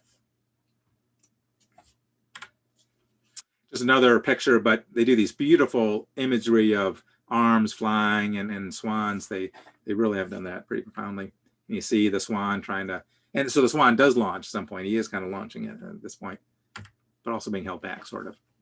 And here you've got black swans. Do you see the kind of the feathers coming from their hair and shoulders? Whoops, here's my cat wanting to say hi again. Back to the lyrics. No song affects me anymore, crying out a silent cry. So again, that fear that the music, you know, won't inspire and motivate and bring together in the same way. And again, and in the BTS video, you've got the BTS members dancing, not in the same way as the opera company or the ballet company, but still, you know, dancing nonetheless. Okay, so BTS, Black Swan. BTS spent years climbing to the very top of pop music. They're elated and exhausted at the same time, right? It's wonderful to be that high, yet it's exhausting. It wears you out. It's all this travel and people and interviews and whatnot. Like the ballet dancer, they realize their fame will come to an end and they are anticipating this grief. Oh, and that's it. And this is the last slide. So again, and I'll talk about this in a moment. This is a book coming out that we're really excited about. The 4 songs and the energy and the inner personal and group dynamics within that, and you just feel the struggle of the members. They were so kind and deep to allow the audience to read these words and hear these elements and kind of hear their journey kind of with that. And real quick, I'll take off the slides in a moment, but we have a 10-year project we're about to open up. The collected works of Marie-Louise von Franz, which has been anticipated for decades in English and hasn't come about. We just signed the contracts a few months ago to do a 10-year project to bring out 26 to 30 volumes from Marie-Louise von Franz in English for the first time. This is the first one. It's almost done. It's to the printer any kind of day now. And we're going to be kind of walking through the whole works of Marie-Louise von Franz. So for those hardcore Jungians that want to know more about that, at some point I'll prepare sort of an overview of that. And if you guys want us to lead that with you, we'd be happy to present that too. But let me get the slides down and we'll talk about BTS. How do I, here we go, stop sharing and open up for questions. Okay, we had some questions on the chat. I'm not sure I got all of them, but if you'd like to ask your questions in person, please raise your hand and we'll come to you in due course. But let me just bring up a couple while people are thinking about raising their hands. Let's see. Gray Blue asks, Jung had mentioned that getting close to your anima animus is one of the most important steps. Could you elaborate on that, please? Yeah, so that's a great comment. Of course, there's a lot of steps in individuation. But yeah, if you think back to the map, each of those kind of core elements are kind of crucial to make peace with, get to know, connect with, understand more, dialogue with, engage. So you've got the ego for the persona. That's a earlier stage, typically in life, where you're trying to figure out who am I, what's my career, what are my roles in life. Then the typical progression would be persona would be dealt with kind of first, with that. It gets dealt with throughout all life, but in the beginning, it's more important, for young people.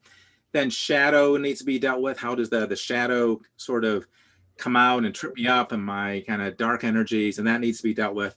But then the third, not necessarily final, but you can think of three primary structures you're dealing with. Then the anima animus, typically a little bit later in life, often the second half of life, needs to be dealt with as well. And that is often the channel to the spirit and the individuation. So yeah, and it's probably the harder of the three. It's pretty easy, even as I'm speaking and trying to explain it. Persona, you kind of get that quickly. Shadow, we get quickly. Anima animus, boy, that's a harder concept. Typically, for a man or someone with kind of masculine energy, in the second half of life, and often when we retire, we'll finally have a chance to let go of the empire building and the job and the money and all that stuff. We can finally start painting or reading Jung or dialoguing with the inner self, writing poetry. And that's the soft feminine that we're finally connecting to. And that's going to be the important channel to our individuation. Classically, a female who's more feminine on the outside, who may be nurturing her children through their years, getting off to college, and for most of her life has been a nurturing kind of figure. Sometimes when she retires and the kids are gone and off in college or work, suddenly she gets a stronger sense and founds a business and becomes a CEO and gets this sort of empire building kind of energy to her, which is great as well. I'm not saying that those are the only paths to individuation, but both are examples of how we tap into the anima, usually later in life, and it's crucial for developing the true I, the individuating I. And the anima is kind of the highest of the three. Persona is a little bit easier, shadow, middle, and then anima is the final. So I don't know if that answers the question enough. We can go deeper if there's further follow-up with that. Okay, another question is, are complexes behavioral only? No, but they are behavioral. And we see them behaviorally, and we see other people's behaviors and complexes much easier than we see our own. Our spouse, particularly our children, our coworkers. So they're intrapsychic, right? The complex is intrapsychic, it's in the unconscious of the psyche, and it causes behaviors, or less behaviors become unleashed.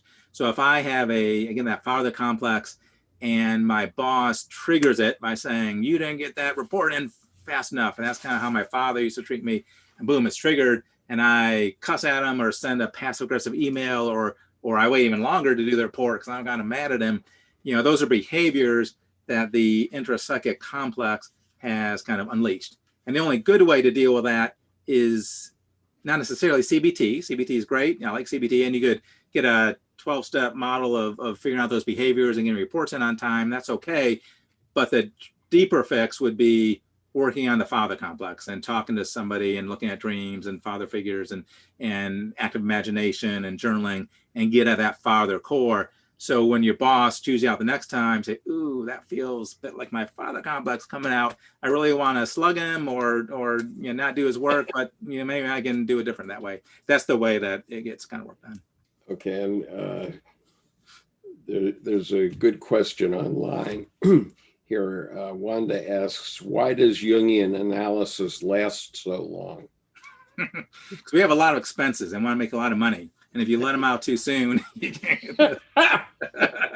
That's one answer. That's the shadow answer. The shadow answer is that, you know, in Jung's day, it didn't last that long. If you analyze with Jung, you might have a few weeks with him daily for a few weeks. You might have 6 months, you might have a year. It's really been since Freudian days that one model is kind of extending it again long term. The classic Freudian psychodynamic therapy is even longer and is daily, 5 days a week, typically hour sessions. Jungian is usually once a week, 1 hour sessions.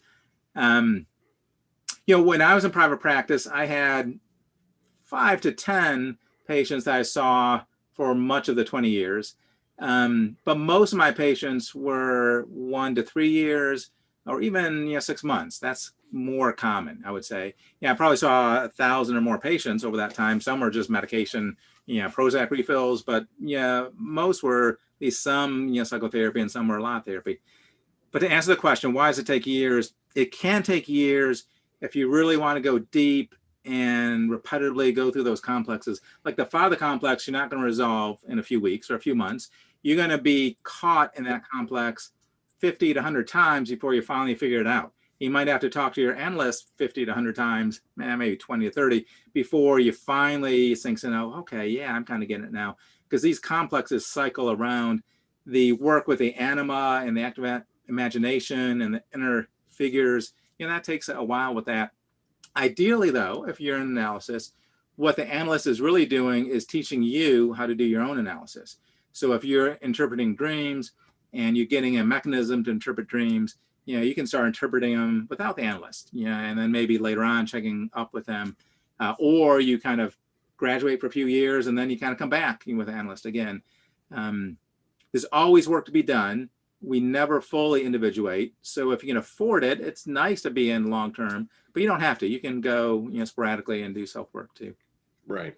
Okay. So since discovering BTS, has it caused you or any of our Jungian panelists to reanalyze themselves and the things they thought they understood about themselves? Wow. Okay. So we get to run at the panels. I would say yes. BTS has really unleashed this new piece of me that I didn't know was there and kind of ignored. It's been fun. At first, I was like, well, who's BTS? What's BTS? I know. I'd ask my teenage daughter, and she said, Dad, you don't know BTS? Like, no. And she explained it to me, and I started watching the videos. And part of it has been because I'm a publisher, I'm writing books, and I'm editing, I'm trying to get this stuff out. But I find myself enjoying it. And I buy the albums, and I've been listening to the songs, and I've been watching the videos somewhat to present to you guys, but also because it's kind of fun. I'm sort of liking it. So there's no question that it's opened up a bit of a youthful energy kind of in me. And connecting with these BTS fan groups, BTS Army from around the world, they're delightful to engage with. They're super supportive, and we've done a lot of video and Skype and other things together, and it's been really fun. So it's tapped some energy for me that I didn't realize was there. I would say. Yeah, terrific. Some interesting questions coming up on YouTube. One is, how is primary or secondary psychopathy understood via Jungian psychoanalysis. Okay, wow. Three words or less. Right. Is it psychopathy? Is that what they're saying? Or psychopathology? Yeah. They say psychopathy, but I think Okay, that it's could be psychopathology, probably. Psychopathy is sociopathy, antisocial personality disorder. Okay. I don't know about primary and secondary. That's not terms that I've used either in psychiatry, or in DSM, although it's not a DSM question, or in the Jungian world. Now, maybe it's out there. I just haven't noticed it. I'm sorry, can you read the question one more time? I'll take a stab at it without the primary and secondary piece. Okay. How is primary or secondary psychopathy understood via Jungian psychoanalysis? Okay. Yeah, that could go in so many different directions, but psychopathy, antisocial personality disorder, sociopaths almost never come to analysis because it's egocentric, which is a fancy term to say they don't realize that they have a problem with that. And most strong personality disorders project their problems on others. It's your fault that I'm doing this. It's not me. So a sociopath would almost never come for analysis, or even regular CBT or other therapies, unless the court ordered them or their spouse demanded it. But the only way I would kind of take a stab at it, which may not be sufficient, is shadow. Shadow carries a lot of that psychopathy, psychopathology, and as it comes out, it needs to be dealt with that. We have a different book called DSM-5 Insanely Simplified, which is the diagnostic manual for psychiatrists and mental health. That is a short 100-page book. But we took a stab at that kind of question in the book, saying that psychopathology isn't us and them. You have a diagnosis, you don't have a diagnosis, but bipolarity is a spectrum that we're all on. You might be boring, stuck in the mud, kind of not engaged person, and that's a problem. You need to be more bipolar-ish, or you're psychotic and manic and you have too much bipolarity. But there's a spectrum of normalcy that we're all on there, and we kind of move up and down with that. That's a partly Jungian piece of the balance and the polarities and the transcending of the polarities. Right. That's probably more than you want for that question. Another question, do you think feminism is exceedingly corrupted by the negative animus of women and therefore not a valid feminist movement? Oh, no. Do you dare to answer that? I'm not touching that one. Okay. But I'll do it anyway, even though I don't want to. I would say no, and would say of course, meaning that any movement is going to have militant, extremists in that movement. Feminism included in that. But so does every other movement, and even Jungians. We've got definitely Jungian. We have hardcore, and you've met them, people that are only Carl Jung or only von Franz, only whoever, and you guys, don't know what you're talking about and become militant about it. Any movement that has hardcore extremism will get tripped up by it. And I would argue that usually those folks are caught up in a complex of some sort or other. So I would say, yes, it can be, but certainly not all feminism with that. Right. Okay. Let me open the floor to whoever wants to speak. You need to, I'm going to put my view on gallery view so that you can be seen on YouTube. So if you wish to be seen, you'll have your video on. I just ask you to unmute yourself and ask a question if you want to. I know Josh Sangling wants to ask, and Josh is a longtime participant here who is a retired psychiatrist. So Josh, you go ahead. Well, I really don't have a question, but Steve, thank you so much. This was awesome. You're welcome. Just so much fun. I think BTS is a new wave of revolution in music, as well as bringing out messages of love, and I'm all for it. Mm-hmm. And what I'm impressed about is their music is both personal and universal, and just rich with art and historic and mythological and allegorical material that it makes it much, much more complex, and it captures this young audience that shows that there's this new wave of young people that are craving for something more than bubblegum music. And it has a blend, and that's another thing too, because Jung is all about blending the shadow and the light. And this is just a beautiful blend of everything. And what I mean by everything is they're bringing out their own personality, as well as being transparent in their self and trying to be authentic and an example for this new movement. I'm just impressed by just their boldness and bravery. It takes a lot of energy and work to achieve what they have done. And I'm a dancer, but a ballroom dancer, but I do West Coast swing and I used to do a little hip hop, but hip hop, my gosh, it takes so much energy. So you can imagine their hours and hours of intense practice. In fact, the book, The Outliers by Malcolm Gladwell, talks about the Beatles when they, how they achieved their worldwide status. And the number one ingredient was what they called on that chapter 10,000 hours, meaning the hours of practice that they have to put in. So you can imagine the intensity. So to get to that level, they have to be pretty high functioning. So, it's not just that high functioning level too, but they have to also have this unified collective teamwork.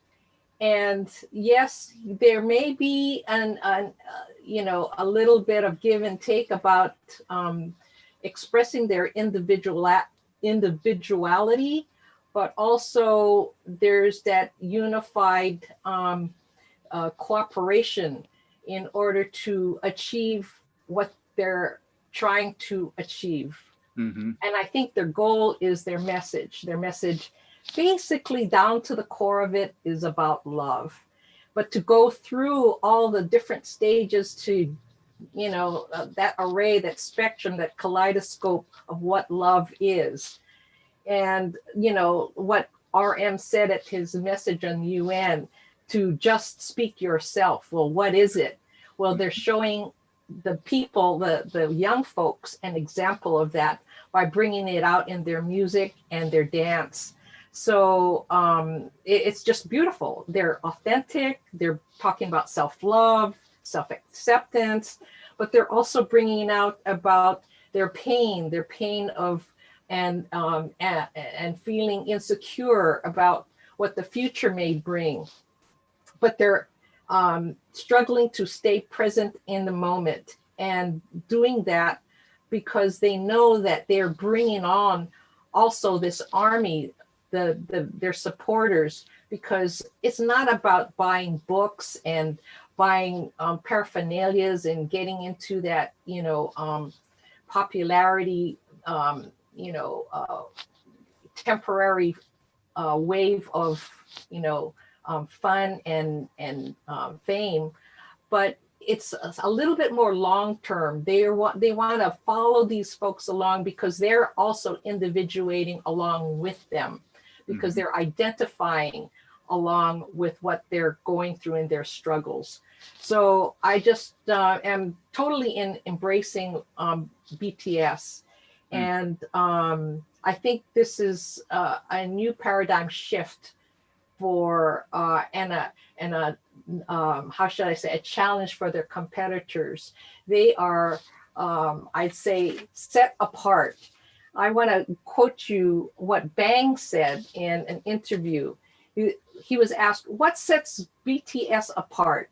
And he said, sincerity, consistency, and agility to embody the spirit of the times. Does that ring a bell? The Jungian spirit of the times. Absolutely. BTS touched something that young people from all over the world were seeking, that they don't have people from all over the world were seeking. They don't shy away from speaking about the pain felt by today's generation. They respect diversity and justice, rights of youths, and marginalized people. I think all of these factors work in their favor, and that's why they're on top. So I pray and I hope, like J-Hope, that they continue on this beautiful journey with a lot of help from their fans, because they also give energy, but their fans also give them energy to stay on top. So I compliment thank you, Josh. Army. We need to get to some armies now. Yes, I open it up to the Army now. Yeah. So Tiffany, you're next. Go ahead and ask your question. I actually work with Carla. So Steve and Skip, you guys have done some wonderful work with our organization, BTS AHC. So for those of you guys that don't know, we are the admins of the Army Help Center. So again, thank you so much for all the wonderful work that you guys have been doing with us and for including us in a lot of your conversations. And I just wanted to know, based on the work that you have done with Army Help Center and the questions you've asked, have you noticed a different way in which we, even though we may not have that Jungian background, are trying to help those who need it? And if you happen to have, excuse me for my nervousness, but or if you happen to have any other tips that can possibly help us to expand ways of helping those that come to us to just better themselves and maybe help reestablish who they are and look into themselves for self-worth. Wow. Okay. You got a couple hours for that one. Sorry. No, that's fine. But great question. First of all, I love Army Help Center. You guys do just amazing kind of work. Carla, for those who don't know, Carla is, I don't know what her title is, but is in the Army Help Center and really was the first one that reached out to me. I didn't know BTS until Carla sent me an email, which it was confusing. I couldn't understand what she was asking because I didn't know BTS, didn't know about the songs coming out. And so we had a Skype call like later that day in a very short time. And then Carla filled me in on everything. And she's been just a wonderful resource kind of since then. Army Help Center is a great example of the amazing energy that BTS is promoting out there. I'll probably botch it, and Tiffany can help me with that. But my understanding is Army Help Center has not necessarily professional counselors, they might be professional, but people that support BTS Army, which are the fans, through hard times. So if somebody's in a dark space or maybe even suicidal or depressed, they would, I'm sure, get help for them. But they work to be a supportive element as BTS engages and constellates all this energy. Because if you're a fan and are listening to this music, it can really bring powerful energy and even unleash kind of some dark spaces. And Army Help Center is this wonderful supportive community that supports those that are struggling kind of through that. Tiffany, is that fair enough to say about Army Help Center? Yes, Okay. yes. And we have a lot of our volunteers. So just keep in mind that everybody that works with Army Help Center is voluntary. Mm-hmm. Nobody is paid for, but a lot of our volunteers or our mains, they do have some kind of psychology background. We do have some professional counselors, but we always give the disclaimer that we are not a substitute for professional help. Right. And that we're just a listening ear. So we definitely make sure to let our armies know that. And we try to provide as much as we can information for that region. So like crisis help numbers, maybe shelters. So we definitely try to do our best to help those in different regions and provide as much feedback and information and resources as we can. Yeah. Tiffany, could you tell us, Tim Holmes asked the question, what is the website for Army Help Center? Or are there are multiple websites, I believe. Is that not true? Well, we're firmly based as of right now on Twitter. So we have multiple different accounts spanning different countries. So we have our international account, we have a German, a French, Spanish, Portuguese. So we have quite a few spanning different languages. And people can come in and send us DMs, and we will sit and talk with that person. We will try to Right. help calm them, give ways to better see a situation. So it's not always a dark space, but it can be anxiety about school or work, family, or in, like Stephen mentioned, we have had people where there was suicidal thoughts, and that's where we try to pass that on to somebody who maybe has a little bit more background in psychology to help de-escalate that situation.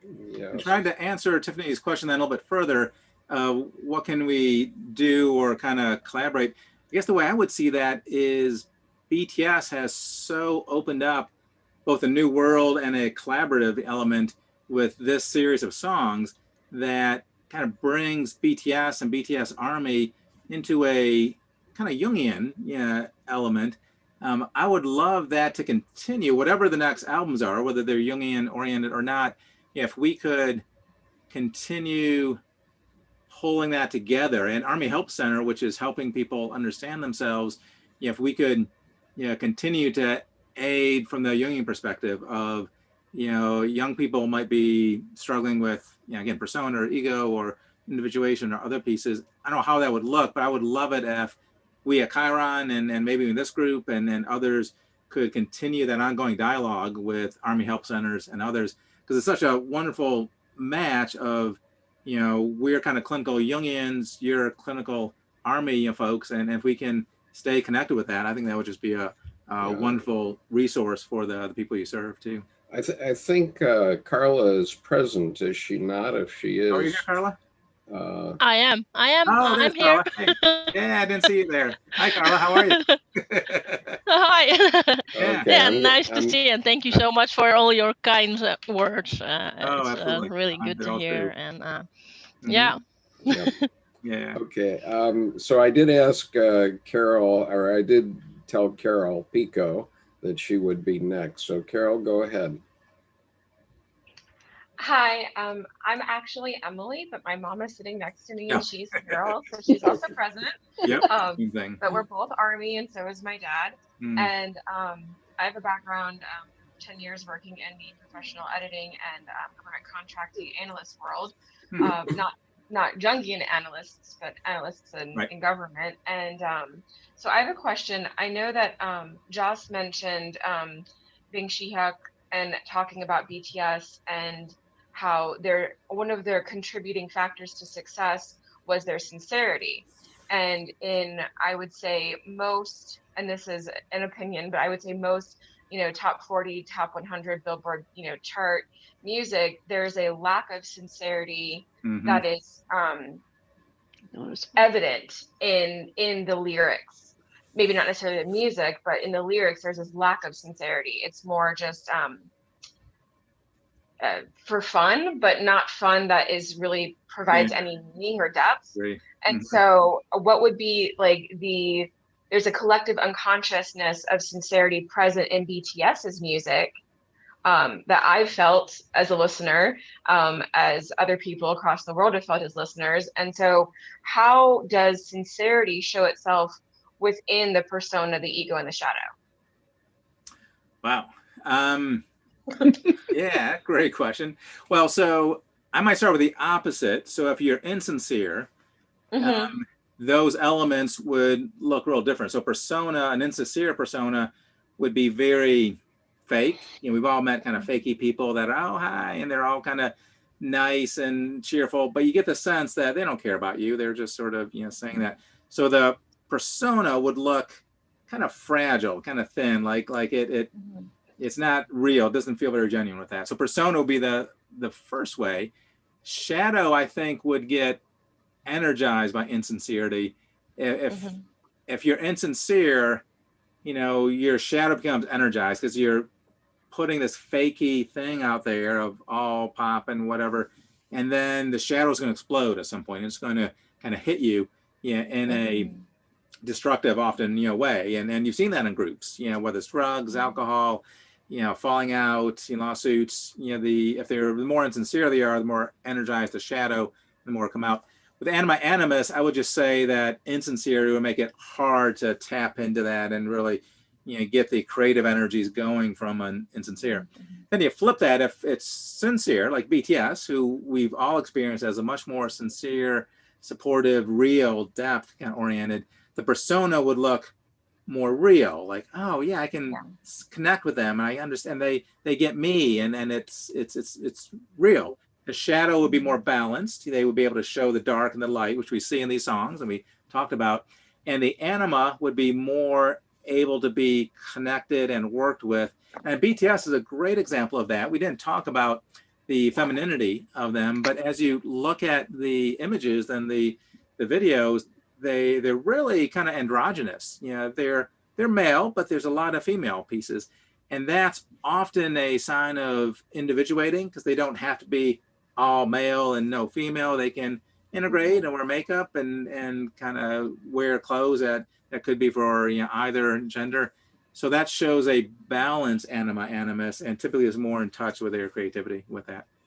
But what a wonderful question, sincerity. Great, thank you so much. Right, and I just want to mention that someone here has given the profile for BTS Army Health Center, and so on Twitter it's at BTS_AHC_project or BTS_AHC_ or no underscore, just BTS_AHC. And then there are many others by country. And that's all on Twitter. And that's where this is all done at the moment. Right. And so Alice Craig, your turn. Hello, everybody. It's D. Alice, actually. But that's okay. Mine's a two-part question, actually. Going back to speaking of what you were saying, Stephen, about continuing this education and this discussion, this thought process. I started taking college courses, getting my AA degree, but I really need to focus now. And on my intro to psychology, they started talking about Jungian theories. And then I was like, wait a second. That sounds like music I'm listening to. So it was really interesting. But as someone who wants to dive deeper, what would you recommend as far as maybe reading, or like what path as far as education would that go? And then has that how has that affected your education or your career when it came to the work that you're doing now? Wow. Okay. Well, try not to be too self-serving, but I think that BTS 7 book is a real neat intro, because it kind of goes through, okay, well, good, you already have it, right? And you got the original one before we updated the cover, right? It's kind of just lays it out. So I think that's a great first step. If it's psychopathology integrating with Jung, I think that DSM-5, Insanely Simplified, that we did, actually is another thin, easy book. But the ones that aren't our books, to be fair, Memories, Dreams, Reflections, the autobiography from Carl Jung, is really a must read for that, because it's marvelous in two ways. It's an autobiography, but he uses his story in a very experiential way of, this is, how this theme came to me. This is image I couldn't get out of my head that drove me crazy. These are the two parts of my personality that I struggle with. And he elucidates theory in it as well. So that book, is easy to read compared to most of Jungian, Carl Jung, material. So definitely that one. I would put that high on the list. Man and His Symbols is another real good one with that. And then you want to avoid the collected works of Carl Jung unless you're really into Jung. It's great, but boy, it's really hard to get through the language until you've mastered enough with that. And there's this risk getting lost in it. You can certainly try it and see, but the collected works are challenging. Von Franz, who I threw up that slide at the end, actually is one of the much more readable Jungian authors. A lot will read Von Franz, and there's a lot of material from other publishers up already on Franz and our collected works that we'll have later. And Murray Stein, who I've quoted so much today, is just really an amazing instructor in that he drops a lot of the hard jargon stuff, and just off the top of his head, if you listen to any kind of lecture of his, he just, really profoundly brings these elements, to being, and his writings are good kind of with that. Sorry to interrupt. You said DSM-5? Yeah, the book that Glenn Cruz and I wrote, was DSM-5 Insanely Simplified. And it's just a little 100-page-ish book. But why it might be helpful for you, if you're going to the clinical aspects, it's got some Jungian energy to it, but it tries to non-pathologize the DSM. The DSM is all about labeling people with diagnostic labels. And the whole point of that book is say, no, that's baloney. All of us are on these various spectrums. There's a spectrum of anxiety, of depressiveness, of bipolarity, and even of psychoticness. And psychosis certainly can be a real problem in the high elements, but creativity and dreams and visions, that's kind of in that same realm of psychosis. So there's positive elements to all our symptomatology, and it's only problematic when it gets to the extremes, with that.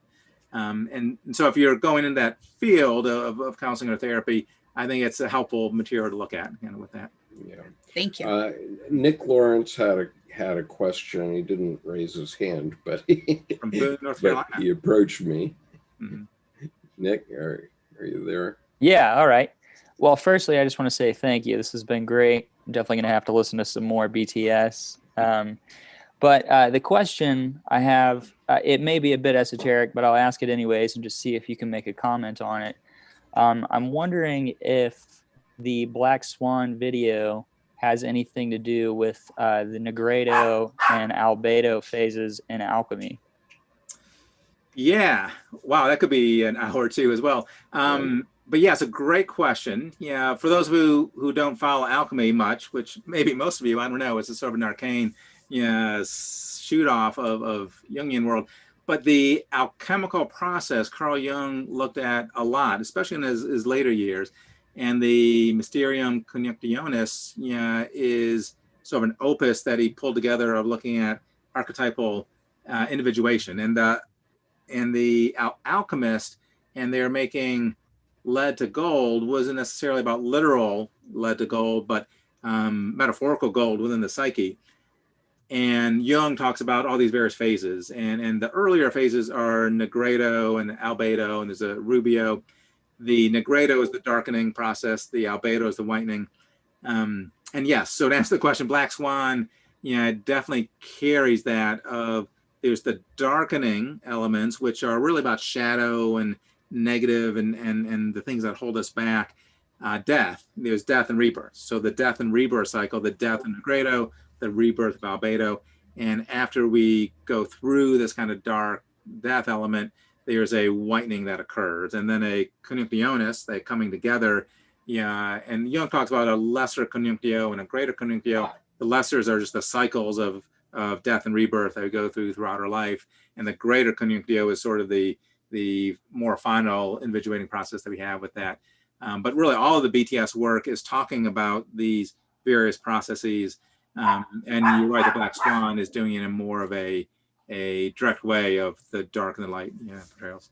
Can I ask, is that how you saw it when you watched the video? Were you having alchemical kind of images come to you with that? Yeah, certainly, especially when you had shown the photo of the 6 members in black standing over top the one who was supposed to be the whiter swan. Yeah, yep. And you feel the death of the Negredo, kind of the death that occurs, and talks about a putrefaction of the corpse, and then the resurrection from that. Yeah, certainly, and it seemed like it was probably indicating maybe a new phase in their career. Right, exactly. You really wonder about that. Are they anticipating that and trying to work kind of through that? Yeah. Right. Excellent. Well, thank you very much. Yeah. Harvey Shepard, are you there? I muted your mic, so you need to unmute your mic. Okay, go ahead. Hello. Yes, I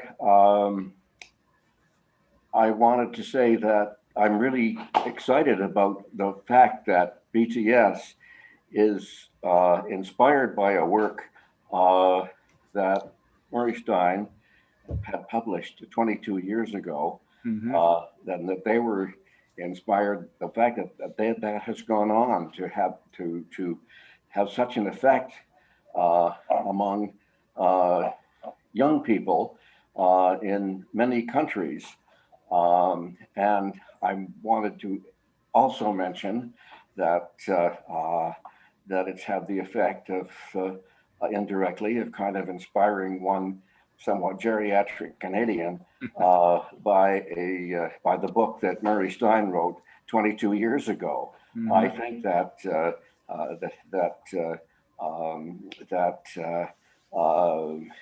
that it's an amazing book, and as an introduction to Jung's work, if you know once you get to the stage where you can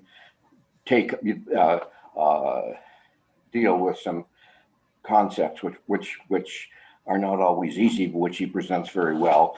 I say it's a remarkable book, and for reasons I won't get into, but I wanted to ask Steve Buser whether since Chiron is now progressively, it seems, bringing out the collective works of Murray Stein, whether we can expect that they will. I should say too that recently I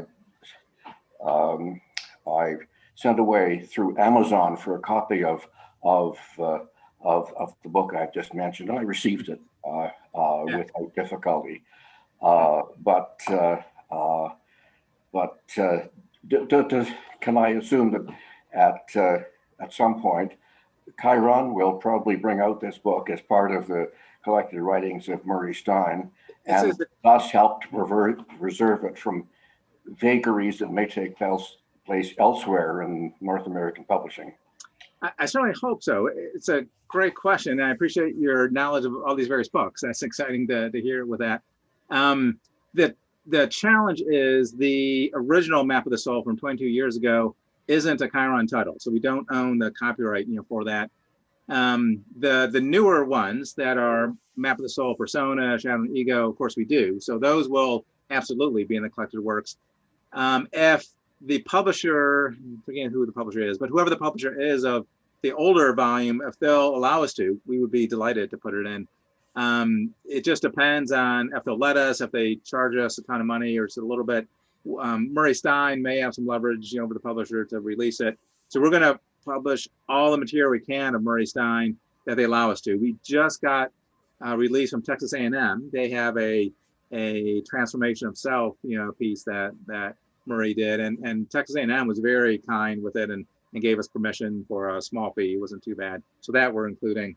I just don't know if they'll give us permission for the other book for that. So we'll have to wait and see.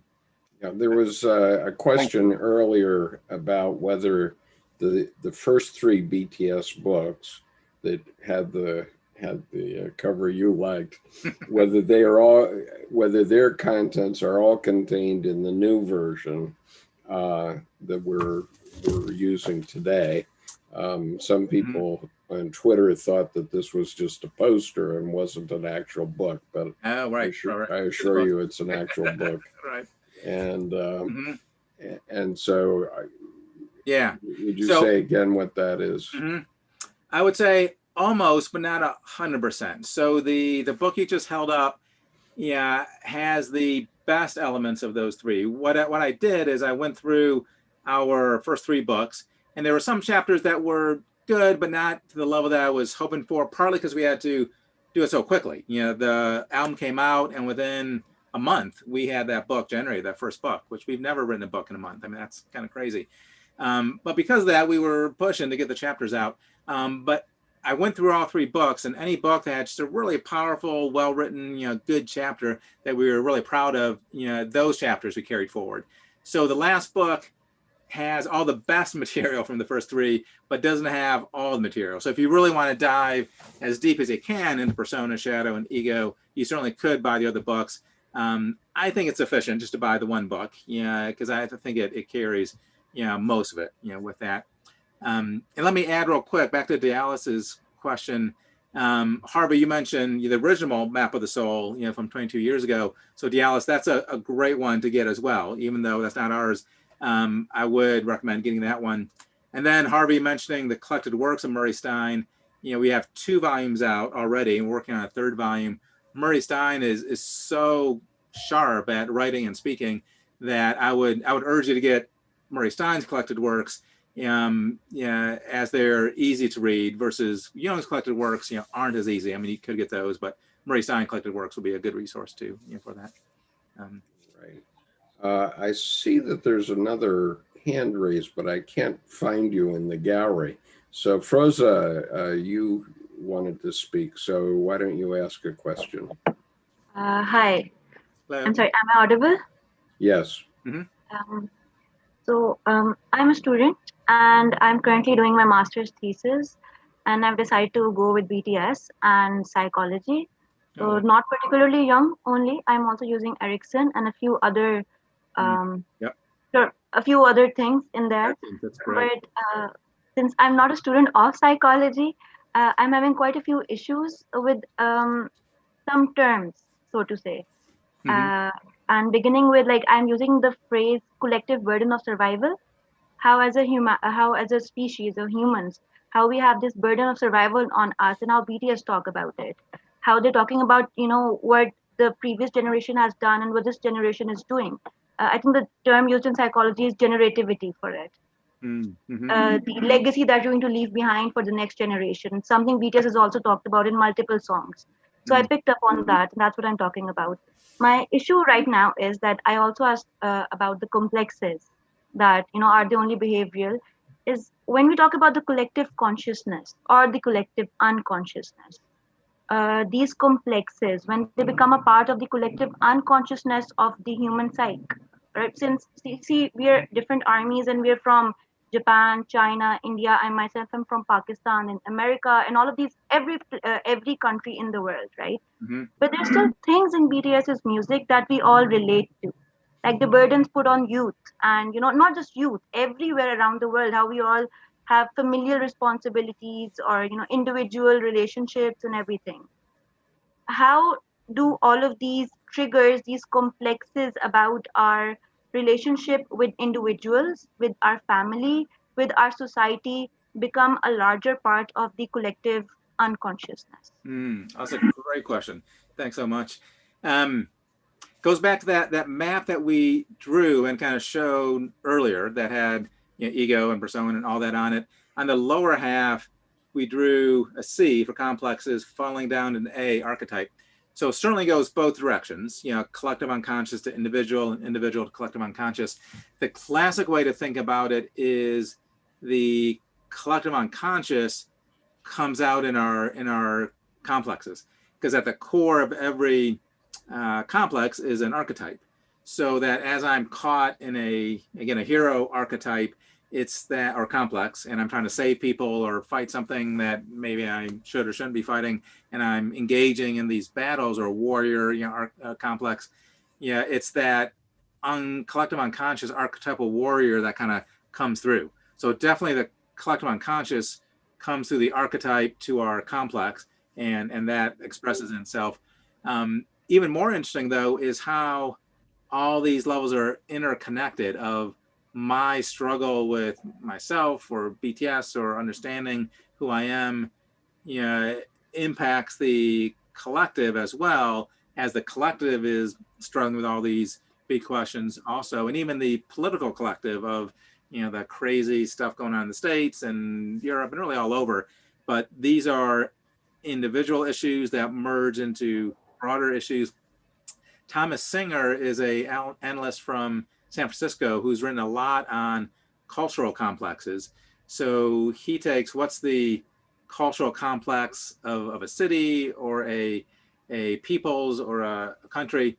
The collective cultural complex in the United States has been in turmoil for the last number of years, and we're kind of shifting in that, and it kind of comes out in the broader context. So cultural complex would be good to research, and Google some of Thomas Singer. I think that'll kind of fit maybe into the thesis as well. But definitely goes both directions of my own complexes and my own work, influences the collective, and the collective influences me, and it's through the archetypal level. All right. I'm sorry. So I have a couple of questions. I'm sorry. Okay. I might take a bit of your time. When we talk of archetypes, and I went through I went through the books, right? And I read all of it for my research, for my proposal that I was drafting. And these archetypes that we talk about, there's 7, right? Those were just 7 examples. There's infinite number of archetypes. There's thousands. Yes, that is exactly my question, because now after so much time has passed, there's so many more archetypes. I thought that, if we just look around ourselves, there's so many more archetypes, especially in our professional circles. It's just not just a magician, not just a teacher, and you yourself mentioned, you have so many different personas. Well, once you drink the Jungian Kool-Aid, you'll see archetypes all around you. The whole world is archetypes. If you go to the movies, if you sit and watch a movie, like, oh my gosh, that's this archetype and that archetype, and look at them. You see Star Wars, and you have Vader, and it's all, the whole world is archetypal. And once that veil's lifted, it almost becomes overwhelming, because there's kind of all archetypes around. So you're absolutely right. We just, so Jung doesn't restrict it. No, not at all. Now, if you look at Robert Moore has a good book called Warrior, Magician, Lover, King. It may not be in that order, but he claimed that there's 4 main archetypes, and these are the main archetypes. He actually does it quite well. It's a wonderful, readable book. It goes great in the archetypes. It'd be good for your research as well. Robert Moore. He died, unfortunately, just 2-3 years ago. He was one of our authors, not that book. That book's not ours. But even though I disagree with him that there's just 4 primary archetypes, I think there's countless. He really looks into those: magician, warrior, lover, king, of how those 4 interplay within our psyche. But I agree with you, there's kind of countless. Right. And this isn't a Chiron publication, I suppose, but Jean Shinoda Bolin did a couple of terrific books back in the 90s called Goddesses in Every Woman and Gods in Every Man. Yeah, I know that. And thank you so much. Very helpful. Thank you. So, one last question. I'm sorry, Skip. One last question. When we talk about generations, and I think it was Joss who mentioned the Beatles, right? The Beatles, they started this entire movement, and my thesis or the context for it is that BTS is like a pillar for it's a part of our generation, my generation particularly. Yes, I'm 24, so it's something for my generation that we're building on. Music is a very vital part of our generation, and as it is for every generation. We went through Beatles, Elvis, Pink, and so many more, right? So Beatles is a part of us, and this generation is made by the music that it listens to, with 30 million followers and so much and so many more. The things that they talk about, how much can we say that they influence the psychology of the youth or a particular generation? Like you just all mentioned that we all are coming back to Jung, right? Youngsters are reading Jung. We're going back to all of that because BTS, and we're like just searching all of this, like who was Jung, what's the Red Book and everything. So how much would you say that it has affected psychology, like music and psychology itself? How is it connected? Yeah, absolutely connected. You're quite right on that, and in both directions. Right. It influences psychology, and psychology influences it. But BTS is bringing this awareness kind of into the collective, both conscious, as people are reading it, and unconscious as well. And that Jungian psychology is kind of brought into the BTS community, and an Army Help Center is probably a wonderful example of that, and really maybe even a hub of that, because it's so bringing BTS Army, and all forms of psychology, not just Jungian, but of course a lot of Jungian now that BTS is so deeply connected to Jungian. So Army Help Center is kind of on the cusp of that, trying to stay in that polarity in between with that. But no, I fully agree with you that it influences each other. Us as Jungians, the Jungian community is getting energized by the youthfulness and energy coming in, And your generation is, and others, but yours in particular, is getting energized by the depth insights that BTS and Jungian principles can bring into that as well. Right. Mhm. I observed that that in the collective in the U.S., the music industry has run out of ideas, and they've gone pretty much full pornographic. Okay, the last Grammy Award program that I saw was truly pornographic, and I missed that one. I guess I have to go see it. Yeah, you maybe have to, and there are a number of there've been a number like that where you see the American artists have just relied on literally it's all about pornography and or violence or guns or gangs. Right. And what I observe is that the most successful long-term books and movies are those that are the most archetypal. And what BTS has done is tapped into that and demonstrated that. And so it would seem to me that if you are a musician and you want to be famous, figure out about archetypes so that and sing about that, because that's a wonderful point. Yeah, and then maybe we'll start seeing the Grammy Awards being more diverse, more archetypal, less pornographic. Right. Yeah, well, pornographic is archetypal, of course. But, of course, Aphrodite. But that's a really good point. That profound art that moves us, whether it's music, visual, film, sculpture, the really profound stuff that's long-lasting and gets deep into us has to be archetypal. And a good example of that is George Lucas, who he did it consciously. Usually it's unconscious, right?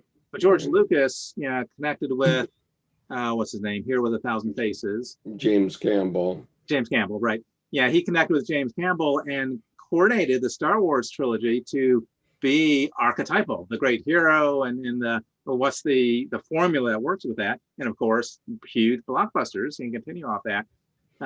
There's something about, connecting with archetypal energy that activates it. And that's why BTS is, one of the reasons BTS is doing so well, is they've clearly tapped into archetypal energy, that primordial fire that's just coming out in wonderful ways. Yeah, and Tim just corrected me. It's Joseph Campbell, not James Campbell. Yeah, right. That sounds better. Right. Thank you.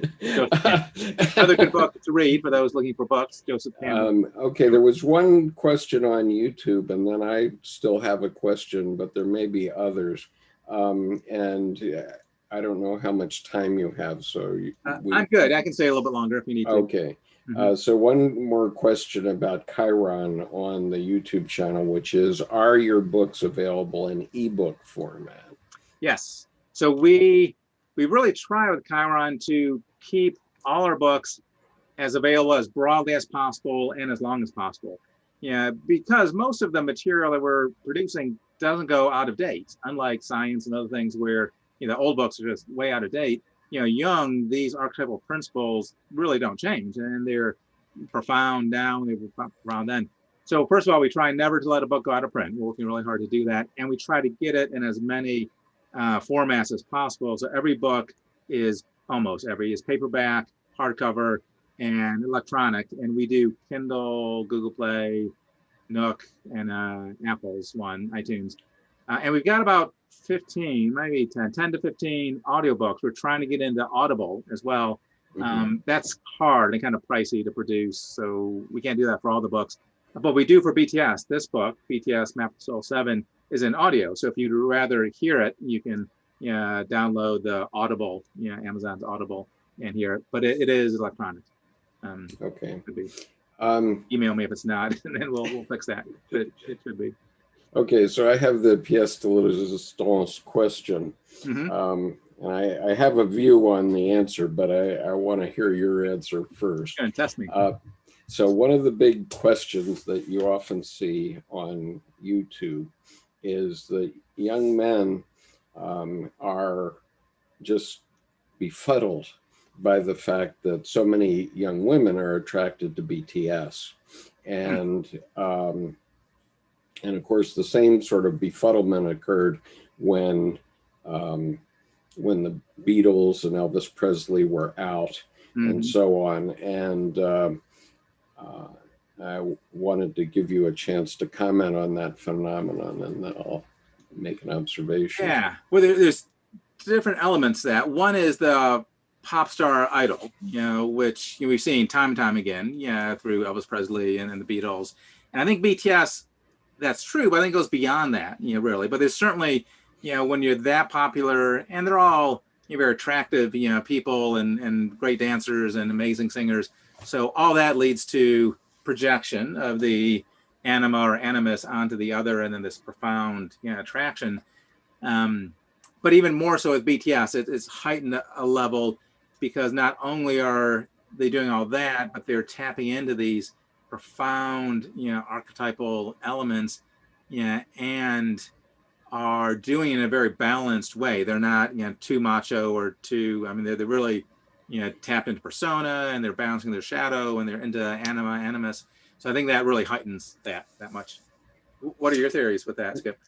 Well, first of all, I just want to encourage young men that where the women go, the men will follow, number one. But my theory relates to something that's much more instinctual than that. And that is in mating rituals of many species, and particularly in the bird realm where we can see this. I'll just describe it in one species that I know quite well, which is the osprey species. The male, in order to mate, has to do three things. He has to do a sky dance, number one, to attract her attention, the female's attention. He has to build a nest, and he has to bring her a fish. And unless he accomplishes those three things, he's not going to mate with that female.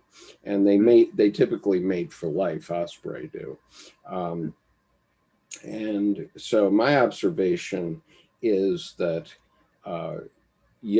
particularly young women who are attracted to a band like the Beatles or BTS or Elvis Presley are attracted instinctually by the sky dance piece of that three-step process.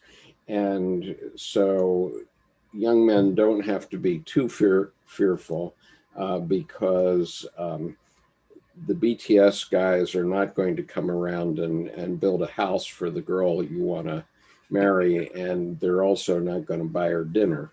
And maybe give her a fish, though. and so, but it's my theory, and you can comment, that the reason they're most attracted to it is it constellates their attraction to a bright male, in the same way that male birds tend to be more colorful than females. Because they have to attract the attention of females. And BTS is amazingly colorful on so many levels, not just physically. They use bright colors, like we did in the book, but they are illuminating, in so many ways. Your question also spins to what we've seen in my clinical practice, and others have as well, of it's really hard to be a young man in today's society. I'm sure it's hard to be a young woman as well. I don't want to single out young women, but the male archetypal roles were so clearly defined in these kind of machismo, hard, stiff upper lip ways for centuries. And now young men are really told, they're not supposed to be that way. They're supposed to be, softer, broader. I've just seen a lot of young men struggling with that. They had a much clearer formula, with that women have had for some time. They continue to be nurturing and community oriented and great networkers and collected. And I think young men are struggling kind of with that.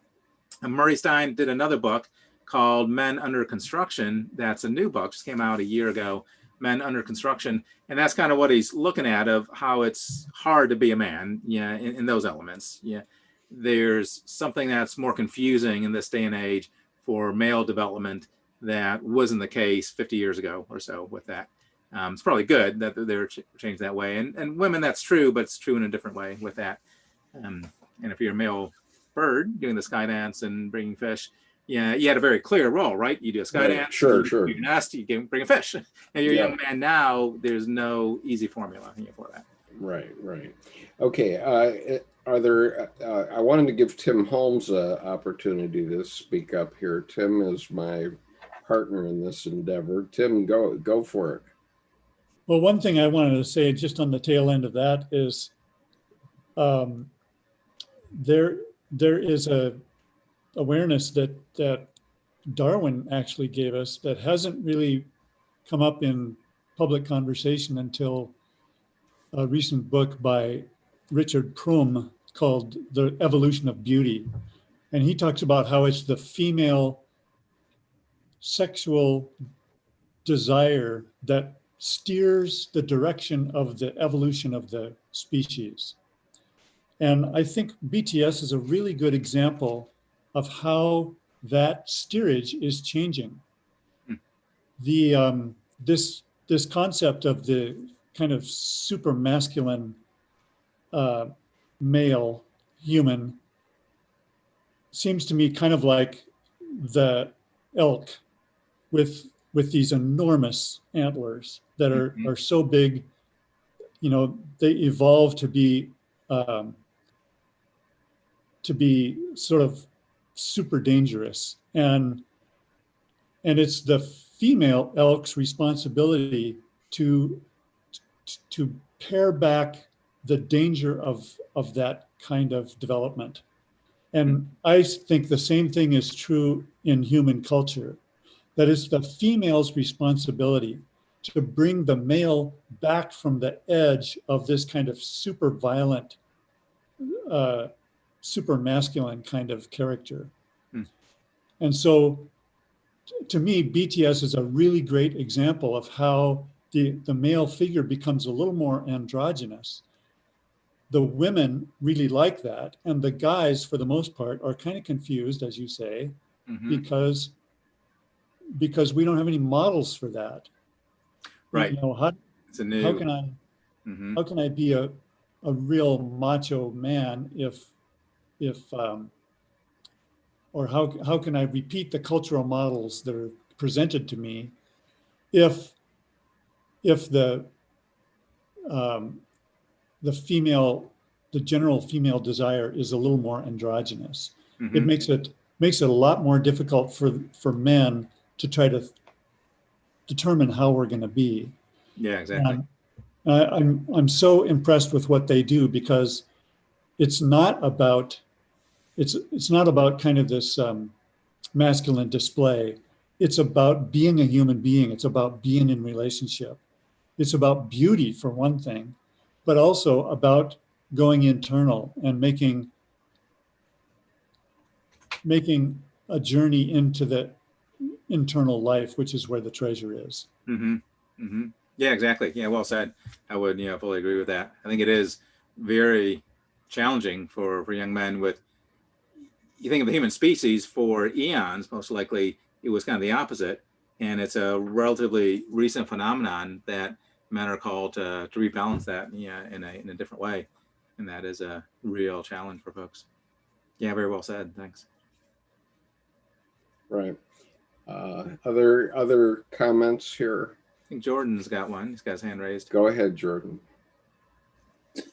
Thank you. First off, thank you. This has been a wonderful, exquisite, depthful conversation that you've been sharing. I appreciate that so much. Thank you. I'm curious, structurally, from a physiological and psychological standpoint, women always seem to be, except for creative men and who have what I call the man womb, women typically are naturally have an affinity for rites of passage. And I'm kind of wondering if, because women at puberty begin to ovulate, and in a sense, the little girl dies and they become the woman. But men just get bigger. So I'm wondering if there's a component of a lack of rite of passage in culture for men that actually keeps the men more at that average age of adolescence until 28 or so, whereas women, they knock into their wisdom in a sense, because they have been forced by their body to transform. Do you see that? Yeah, absolutely. Both, clinically, as I've been working with patients over the years, but also the Jungian world, very much, resonates, with that. And many of us believe, just as you do, Jordan, that for women, there's a clear rite of passage. That's absolutely there. Start menstruating, bleeding, and then have the potential to have children, and then have a monthly cycle that they have to deal with, for decades, with that. Men used to have that. We used to have rites of male initiation as well. If you were in a tribe, at some point you became a warrior man, and you had to go slay the beast, or survive 4 days in the wilderness, or take a drug-induced hallucination trip, in essence, with that. And that's gone, right? While the menstruation, ovulation obviously has continued with that. We also had, the military, sports teams, football teams, those became rites of male initiation, but even those are sort of scaling back. Not as many, are into the intense sports. There's not this initiatory kind of rite, as much. So I think that's faded quite a bit. There's a Franciscan, Richard Rohr. I don't know if y'all have heard of Richard Rohr at all, but he writes a lot about that. And actually, I don't know if he still has it, but I flew to Ghost Ranch out in New Mexico and went through a week-long rite of male initiation as a participant. And I kind of went through this process that Rohr does out in the desert in New Mexico. And we spent one of the last days just hiking out in the desert and having this experience. Because there is a lack of male initiatory rights. There's still the military, there's still football and some sports, but it's just not where it had been over the eons. And I think men suffer from that as well, because you're right, they don't necessarily mature into the next phase as readily. And Ghost Ranch being Georgia O'Keeffe's ranch in Abiquiu, is that New Mexico? I don't know about the Georgia O'Keeffe part. It's just outside Santa Fe. It's this very rustic plateau. Beautiful, space. I was in Santa Fe for 4 years, and Ghost Ranch is, I think, O'Keeffe's old ranch that has become. I didn't realize that part. So thank you so much for your response. I appreciate it. Yeah, absolutely. There was a question here. Tim Holmes, would you repeat the name of the book you mentioned?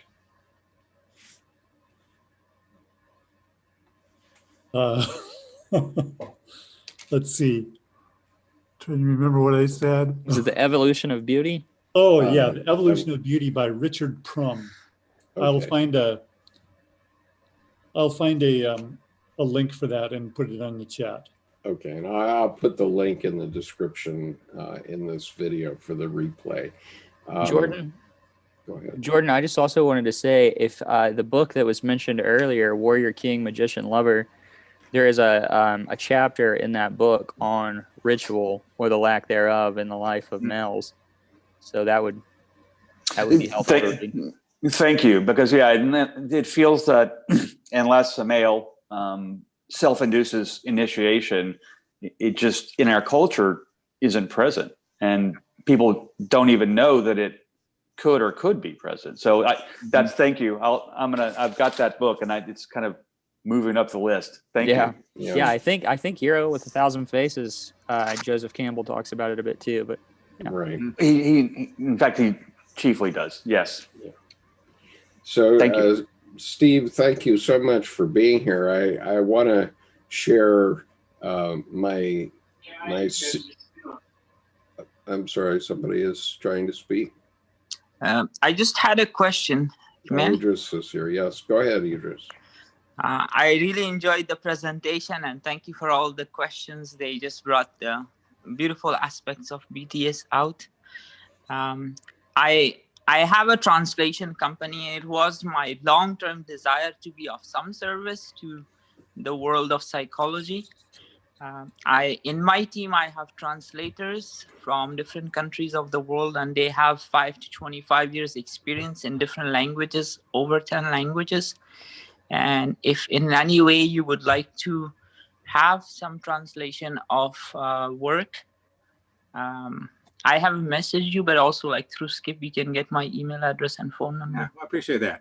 Yeah, we certainly do. We use translators a fair amount, but yeah, thank you so much. I'll certainly do that. Idris is one of our very regular participants here, and he's made a lot of very good psychological comments over the years. So I urge you to take a look at that if you have need.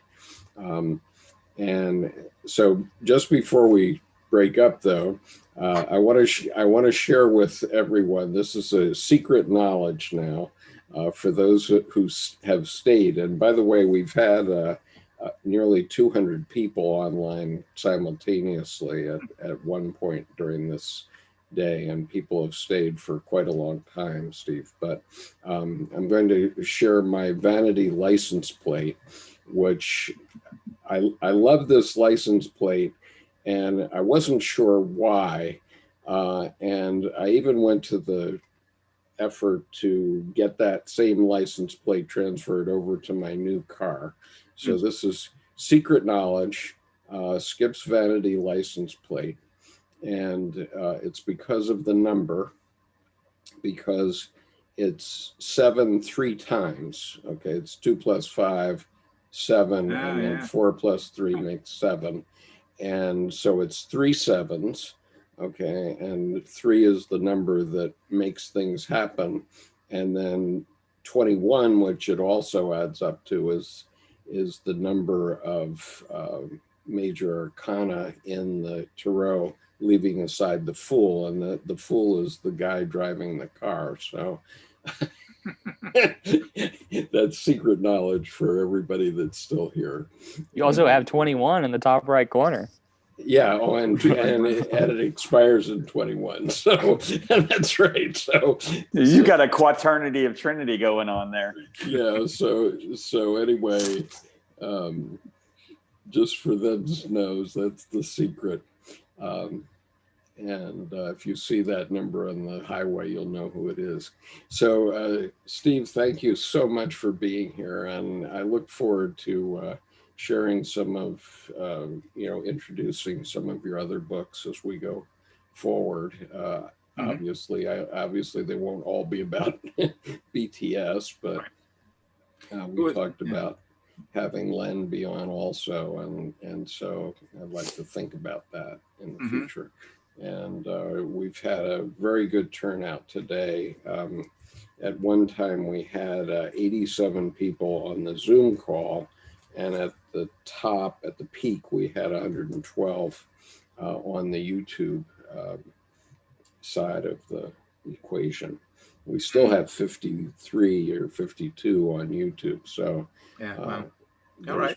Well, thank you so much. It was a pleasure being here. You've got a great group of people that are deep into Jung and BTS. It's been really fun talk with you. Thanks for inviting me over. Yeah, my pleasure. And thank you for being here. And thank you everyone for spending your Sunday afternoon with us. And we'll see you again next time. Don't forget. Yep. Great to meet you, Dr. Buser. Take care, everybody. Good to see you. Yeah.